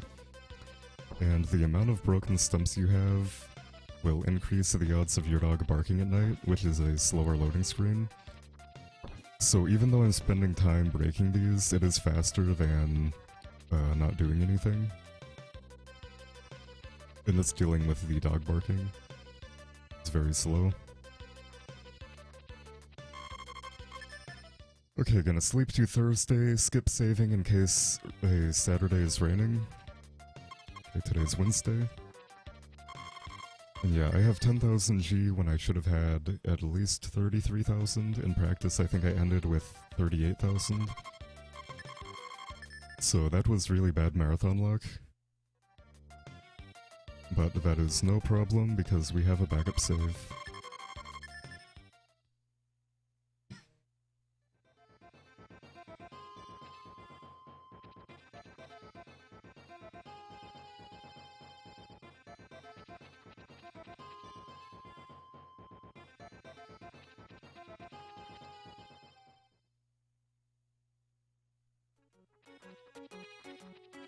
So there's actually a glitch I found about a month ago, I think, where we have one frame after pausing to make an input. I missed it, but if you saw me turn up there, you can actually hit the X button to switch tools and save the blue feather.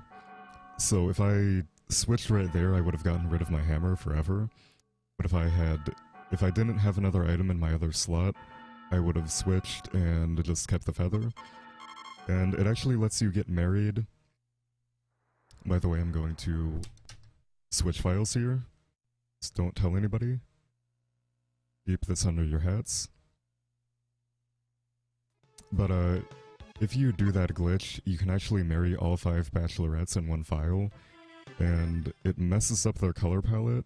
It kind of treats you like you're married to like all 5 of them at once. So I've had Anne with blue hair and like a green face. Stuff like that. Yeah, gotta keep that baseball cap on, even during the wedding.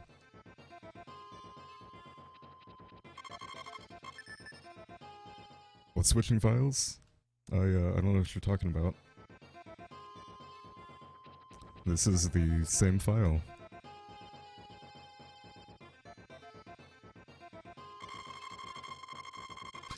Okay, so this is the hawker selling us the bell tree, which we don't want. Total ripoff.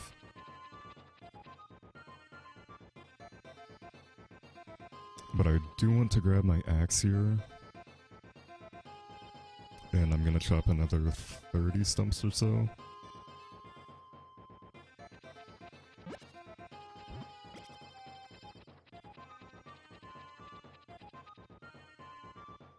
Oh yeah, so finishing that thought.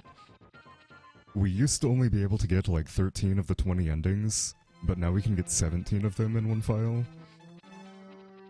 Because 3 of them we get for not being married, one of them is the bad ending, one of them is the...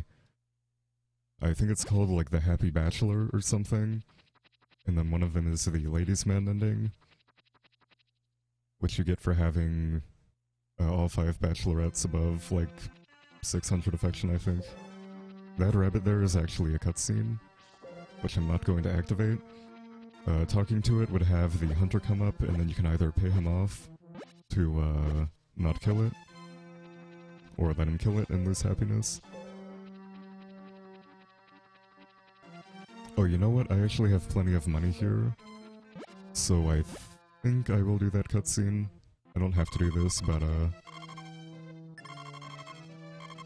it's actually 1,000, but I have an additional 1,500 that I don't need.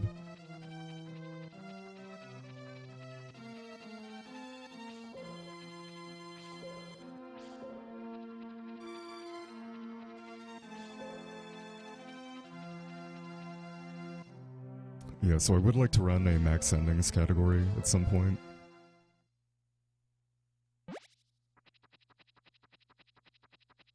It's kind of like the midway between Best Ending and Max Ranchmaster.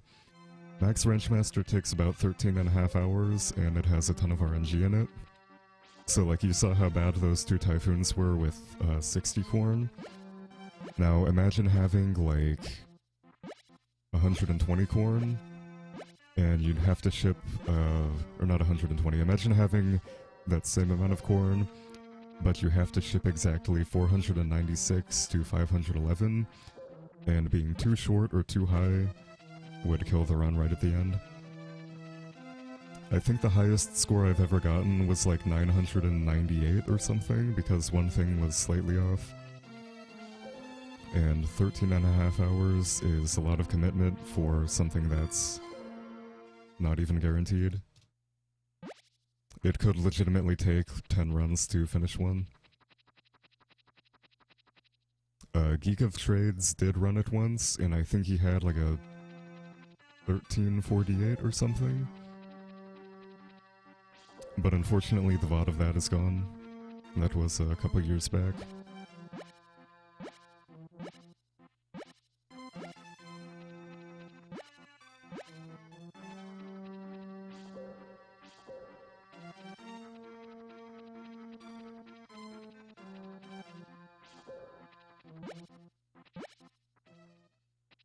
Okay, final loop today, that's gonna put me at 101 stumps. Then on the 10th, I believe... Yes?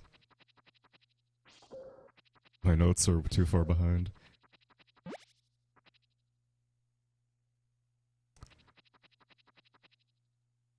Okay, yes, fall 10. I'm going to order the second house extension and chop the remainder. I'm currently at 101 and I need 125. I came home late. That is 2 affection lost with my wife.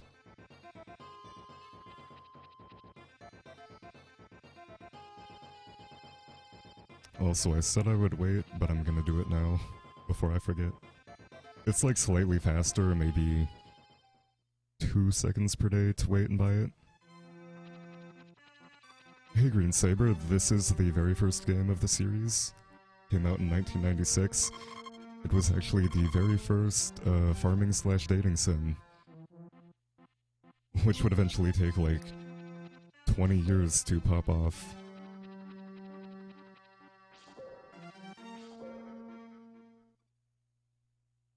Alright, so that's 104.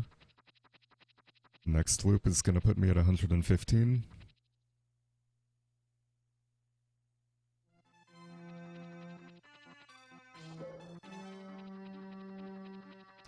And then one more loop after that is gonna put me at 125, which is gonna be a little over 750. It actually might be exactly 750, but I'm pretty sure it's like 4 over. I guess technically less, it's gonna be closer to 500 because I already bought the first house upgrade, which was 250.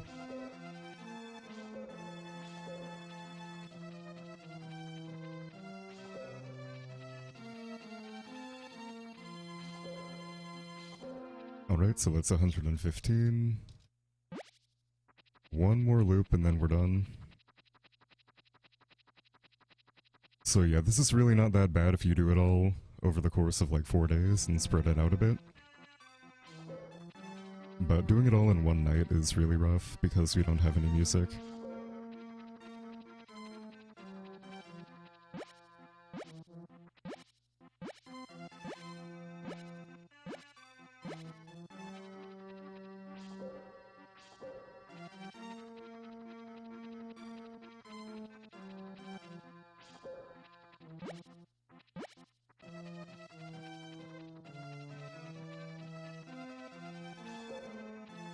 And I think I'm gonna do this one down here as well.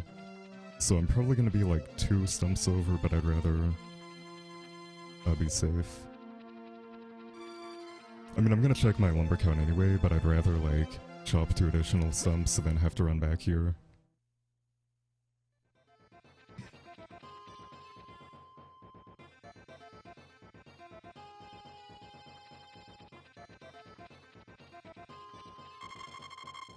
$518, yep, that is 2 over. So I would have been at... No, that's 3 over actually. So yeah, I would have ended right at 500.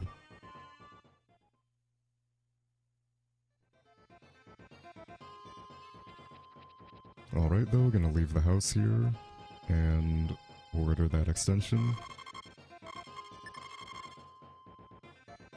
So the rest of my 25k is gonna go towards grass. It's 1500. The cow is 5,000. Chicken is 1,500. Actually, it might be 1,000, I can't remember. It's another thing where they change it up in half the games. Half the games are 1k, half are 15. Some are even 500, I think. But we also need 10,000 in our pocket for the best ending. So I should have slightly more than 10k. I should have like 13k. So I could actually show off buying paint. This game actually lets you paint your house for happiness. And I'm gonna finish under estimate, I think, so I might as well show that off.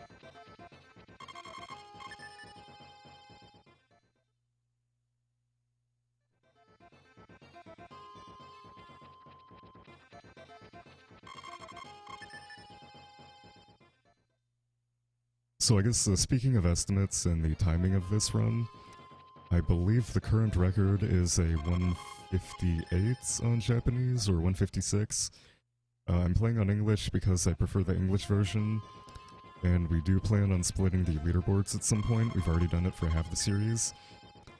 And English loses about 5 minutes, roughly, in this category. Like somewhere in the 3 to 5 minute range.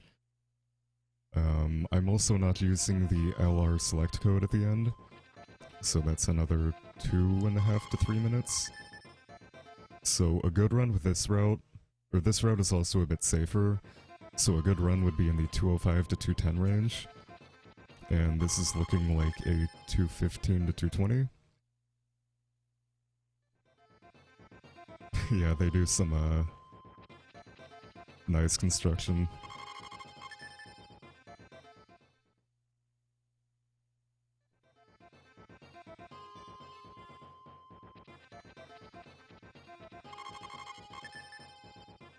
I do really like the house in this game.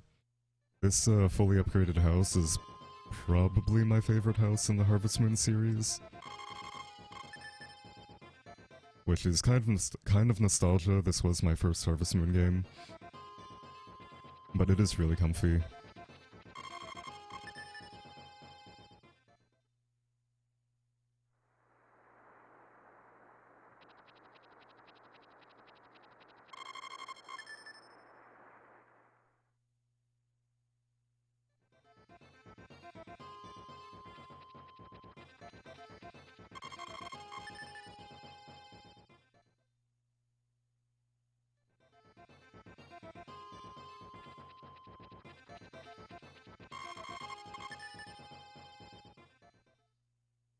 Yeah, that is true. He does kind of wake up at his table and just pull a rice ball out of thin air. Yeah, he got kidnapped. That's why it's so expensive. We hire the carpenters to kidnap us and take us to a different country.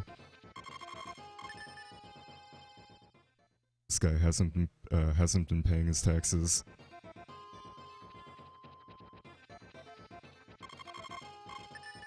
Alright, so we're gonna sleep to the 24th of winter and attend the spa with our wife.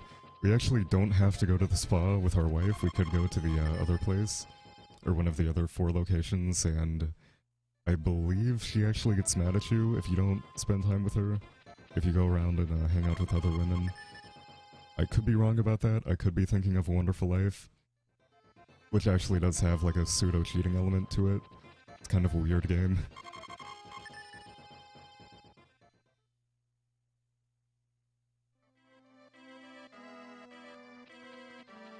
Alright, should be about 3 more minutes here. And then we're gonna hit Starry Night again.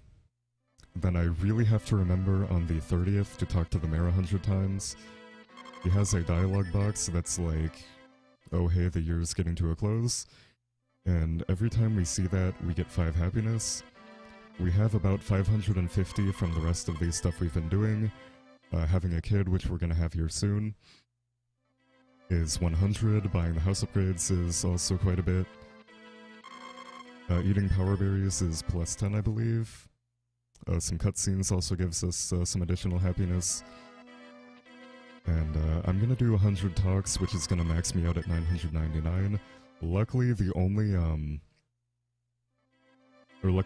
need for happiness in this category is just 900 plus. And it does cap at 999, so we don't have to worry about, like, overflowing happiness and not getting the best ending.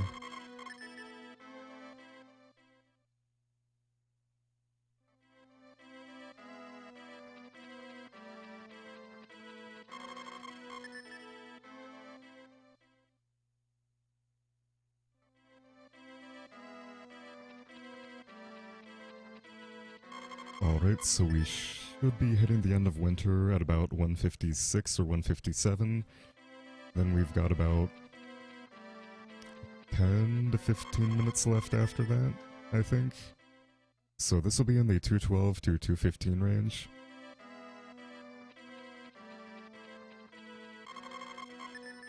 So definitely not a bad time for the marathon, especially considering I reset for about 10 to 15 minutes early on for Potato Rain. I don't think I ever finished my thoughts on the timings for this category. I said a good time would be 2:05 to 2:10 with this route, but we could technically grind out a sub 2 on English. I believe the English record is a 2 hour 26 second run by M. Kostler, if I remember correctly. And unfortunately, with this game and with a couple of the other Harvest Moon games, there's always going to be a very RNG heavy route that's technically faster. Like, for example,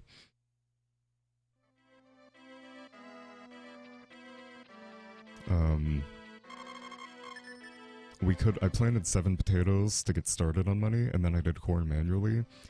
But we could technically plant, like, 80 bags of potatoes and have rain water that, and that would be much faster.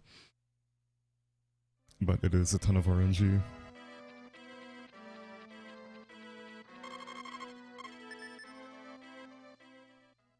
How old is the character? I don't think it's ever confirmed in-game, but we assume he's in his early 20s.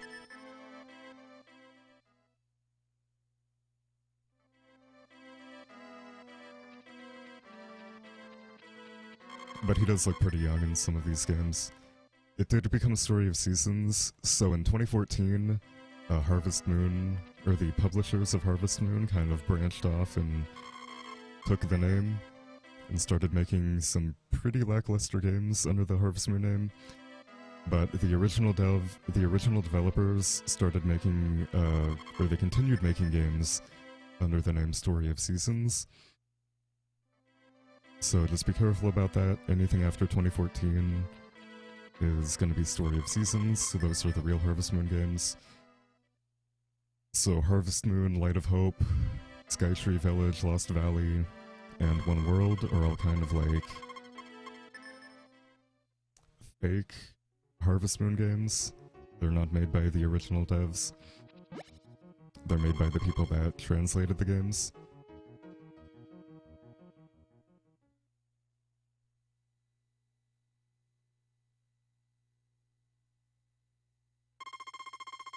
Yeah, lackluster is a bit of an understatement. Some of them are pretty terrible, to be honest.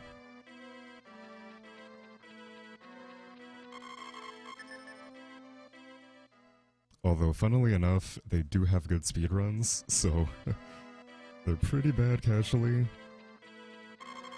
But they do have fun speedruns.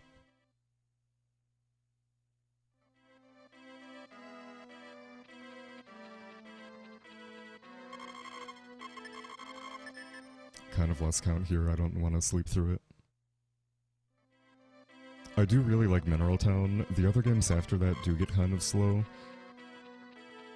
This was my first, so I'm kind of nostalgia blind. But this is probably my second favorite, 64 would be my favorite, and then Mineral Town would be my third favorite, I think. So the original devs actually went bankrupt in 2013, I think, but they brought it back and I'm pretty sure they're doing pretty well. They actually work on other games too. Like, I want to say Dead or Alive and No More Heroes 3. So they've actually picked up some pretty, like, mainstream, series recently. And I believe Olive Town, the new Story of Seasons, sold 250,000 copies pretty quickly.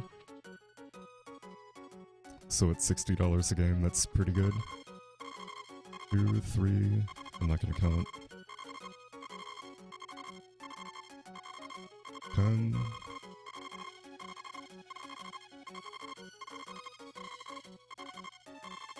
20.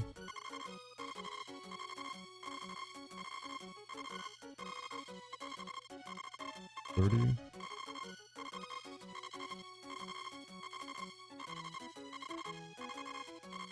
40.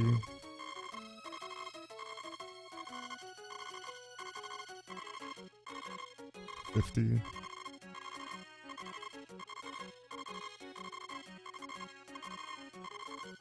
60.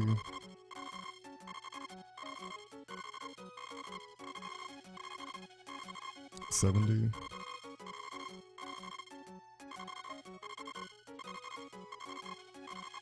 80.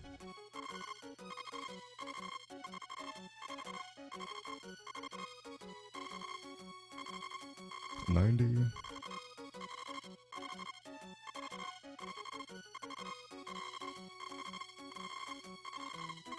Alright, so that should be 100 and I should be maxed out. I should have maxed out my happiness a while ago. But I'm gonna do a few more to save some, or just to be safe. Yeah, so they've developed Daemon X Machina, No More Heroes, Senran Kagura, and I want to say Dead or Alive, but I could just be mixing them up because they are pretty similar. Yeah, so Story of Seasons, Pioneers of Olive Town, which came out about a year ago, a year and a half I think, in Japan at least. That actually sold 250,000 copies, I think, which is a record high. So they're doing pretty well. Company's doing very nicely. Yeah, this year is coming to a close.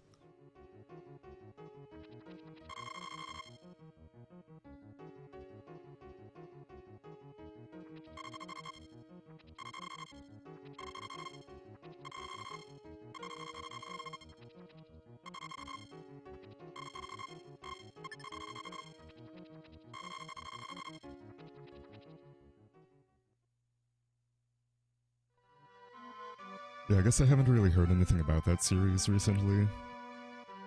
I only knew about it from following them on Twitter. Something I haven't mentioned yet, somehow, is the text in this game is pretty bad. So the only button that speeds up and progresses text boxes is the A button. So it's one of those kind of games, so I have to hold A, release it quickly, and then re-tap. So the dialogue might look quick because it's at 60 FPS, but I'm probably losing like 2 to 3 minutes over the course of the run, over like a task, just over having proper dialogue mechanics.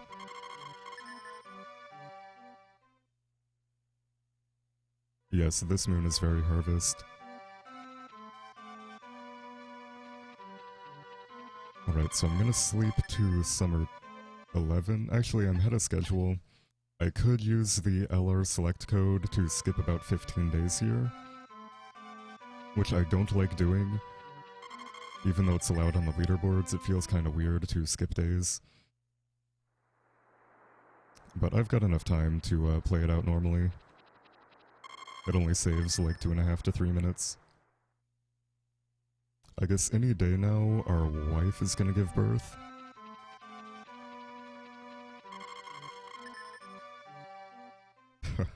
Yeah, his diary is pretty, interesting. It's like an entire year of I ate rice and went back to bed, and then I watered corn and went back to bed. And just out of nowhere, he gets married. After a year and a half.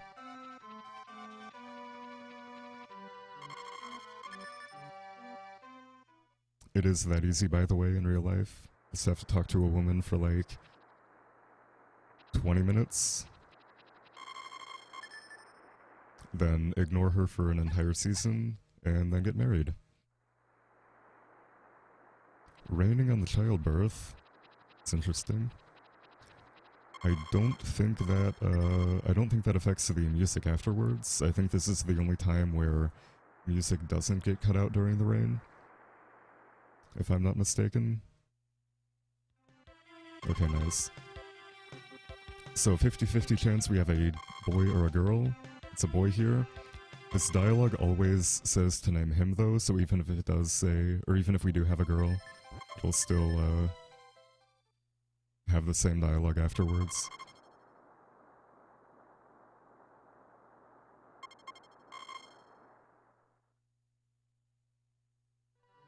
So on the 15th of summer now, our kid is going to be walking, And that means our wife is pregnant again, because she is at over 650 affection.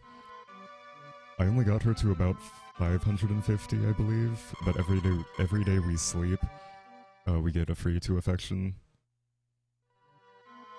So she's probably at like 800, if I had to guess.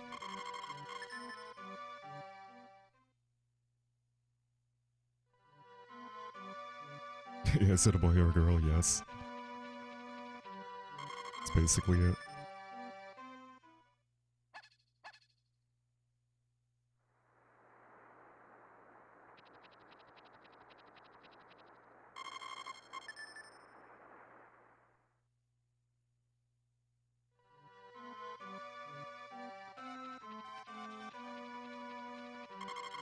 So yeah, this is looking like a 212 to 213. What year does this game take place in? We actually don't know for sure, but we do have a color TV, and there's a truck at the very beginning that looks like it's from the 60s. So if we had to guess, it's like somewhere between the late 50s and early 70s.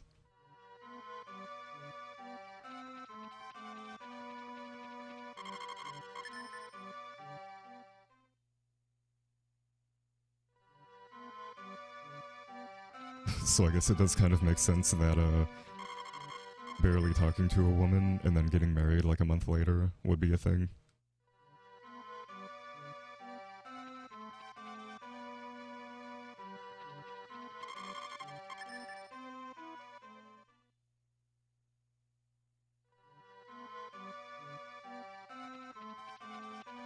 Alright, we're gonna hit summer pretty soon here.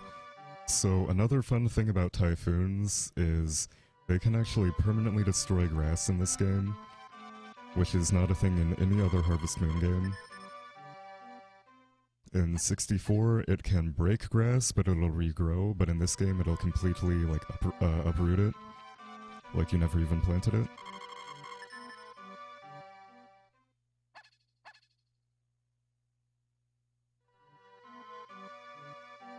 Yeah, Cold War edition.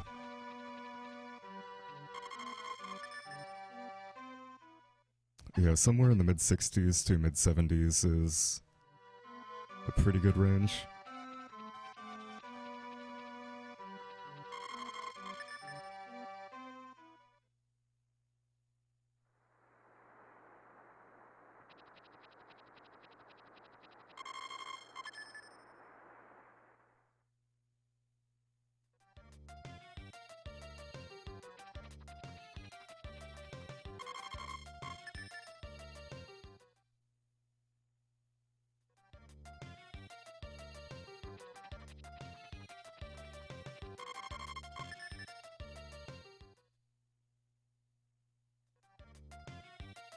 Yeah, unfortunately the calendar is just like tells you the current day. Or like in game it's year 1. Like it only the year you start is year 1, so we're in year 3 right now. Rather than it giving us an actual like set year.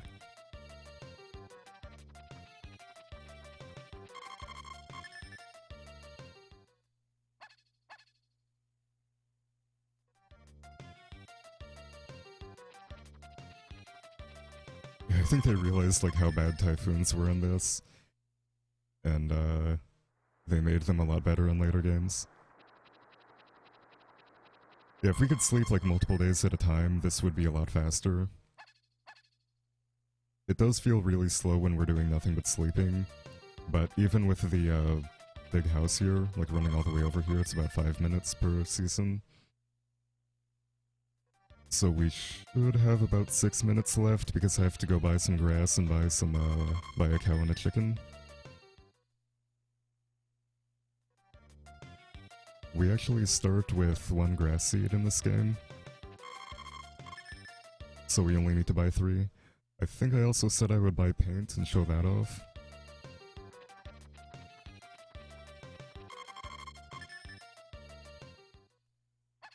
Because I've got plenty of time here.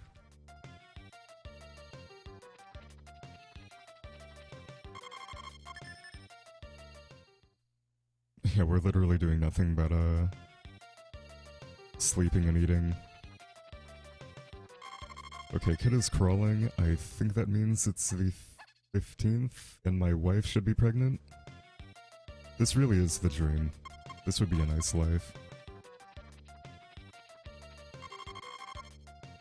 Okay, nice.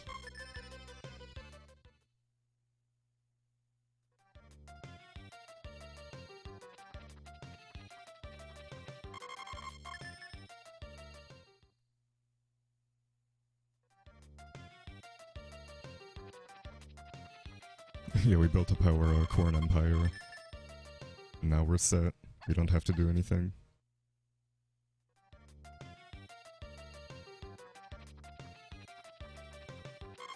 Okay, so I think I'm gonna wait for the 25th year to buy the grass. And I guess the paint as well.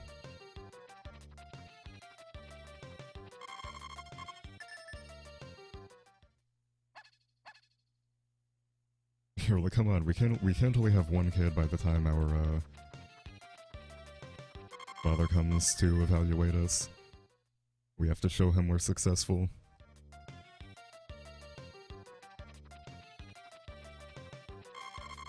Or I guess his father, not their father. It's not that kind of game.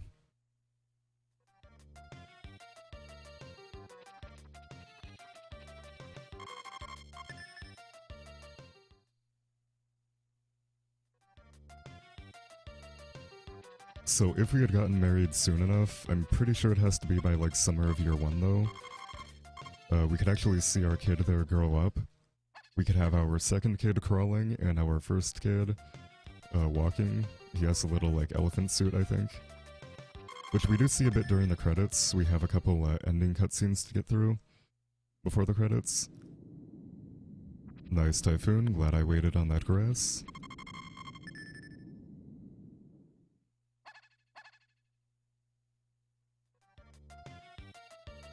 I also don't think I ever gave, like, the exact requirements for the best ending. We need 900 happiness, 1 cow, 1 chicken, 10,000 G on hand, married with 2 kids, but just having your wife pregnant with the second kid counts. 900 happiness, if I didn't say that yet. And I want to say there's something else I'm not thinking of. Oh, hugging your dog 100 times is another one.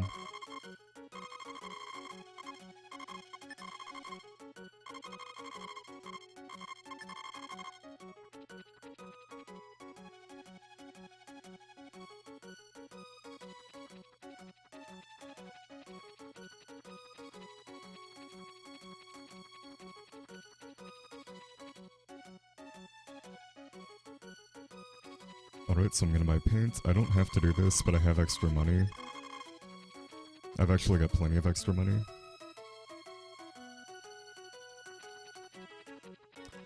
Whoops, I forgot to go plant that grass. We need 2 plots per animal, otherwise he says we're not a good enough farmer, apparently. The best Harvest Moon in the series, objectively, I would have to say Mineral Town is a good starting point. It really depends on personal preference. Like, I grew up with this game, this was my first, and this is my second favorite. 64 is my number 1. But yeah, Mineral Town is really good. There's also a remake of it available on Steam and pretty much every modern console. So it's a pretty good place to start.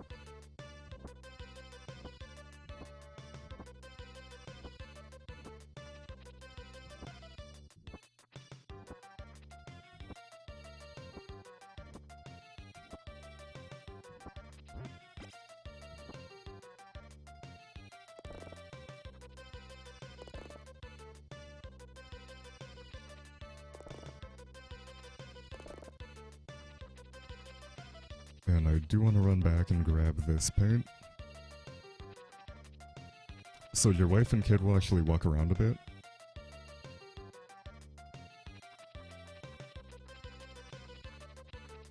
On the farm, depending on which wife you have or who you marry, they'll go to a different location. I believe Anne is always in the barn there. Ellie is, or I guess Ellen in this game, is outside of the chicken coop.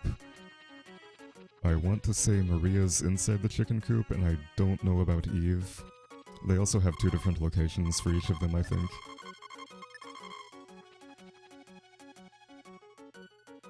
A nice tweet, yeah, that's it's a really fun series. I love most of these games.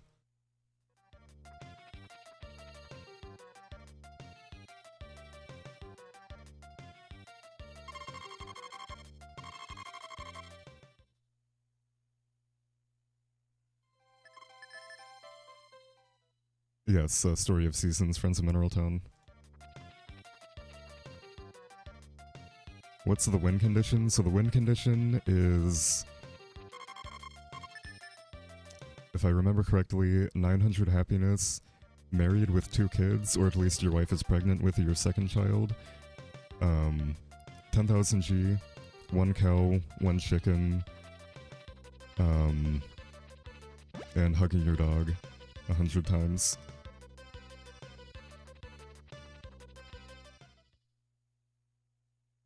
Yeah, we just name our dog A.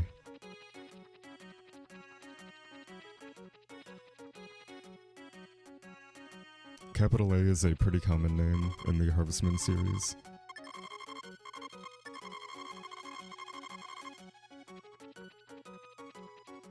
Alright, we've got a new friend here. Or a new house pet. We actually can't leave our chicken outside because wild dogs will eat it. Hey Bishop, thank you for the good luck.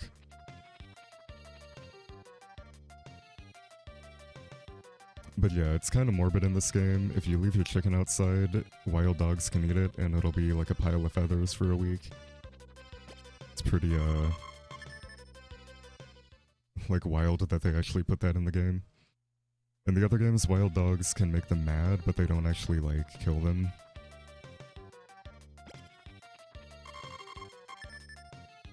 Alright though, couple more days here. Time is gonna end when I sleep on the final day.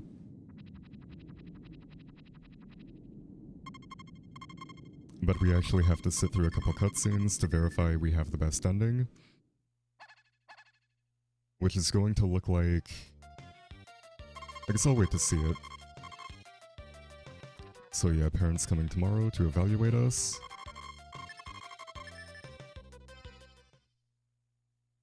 Okay, 2:16:13 is not a bad marathon time. That is technically off by a very small amount because Live Split crashed early on.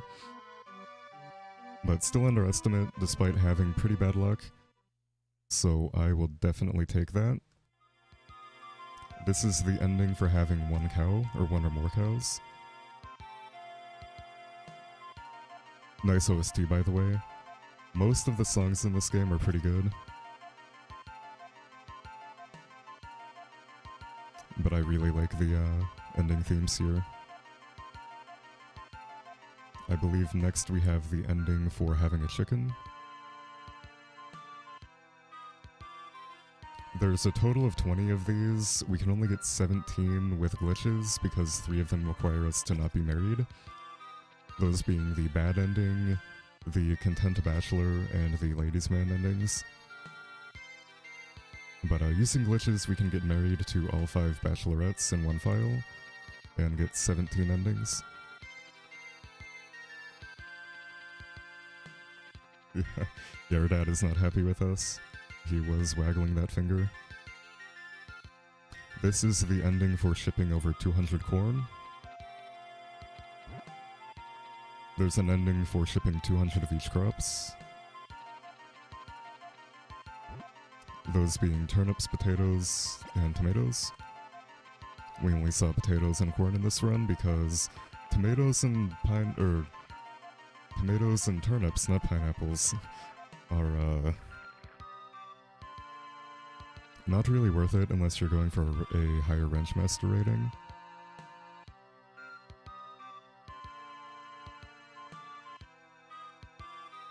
Big reason to wash all of your vegetables in real life. We see our dog peeing on the corn. This is for getting married to Anne. This is why we used to only get 13 endings at a time, or like 13 endings in one file, because each of the wives have their own unique ending.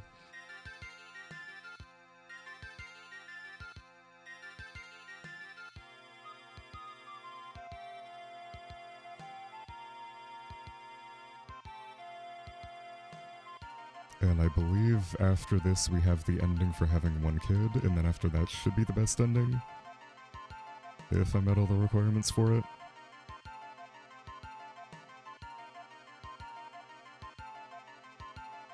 Unfortunately, this game does end now, on fall 1st of year 3.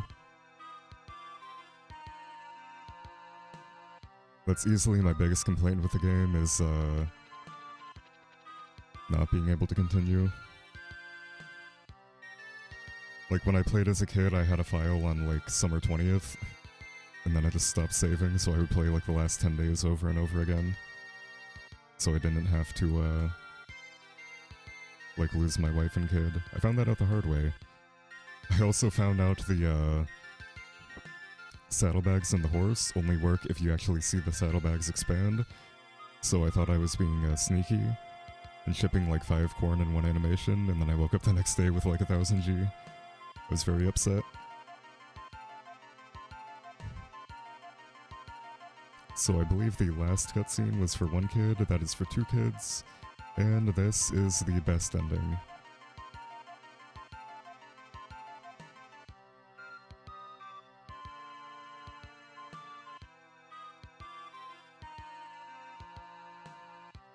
So thank you all for watching. I can sit through the credits a bit. I know I finished a bit under estimate, but I also didn't include my cutscenes here. That's a good question.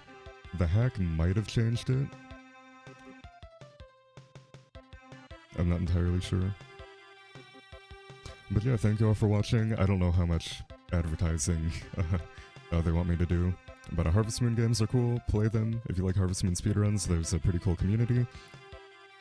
Definitely enjoy, or stick around for the rest of SNES Super Stars. I believe there's like a week and a half left. I don't know what run is coming up. I can try to check that real quick.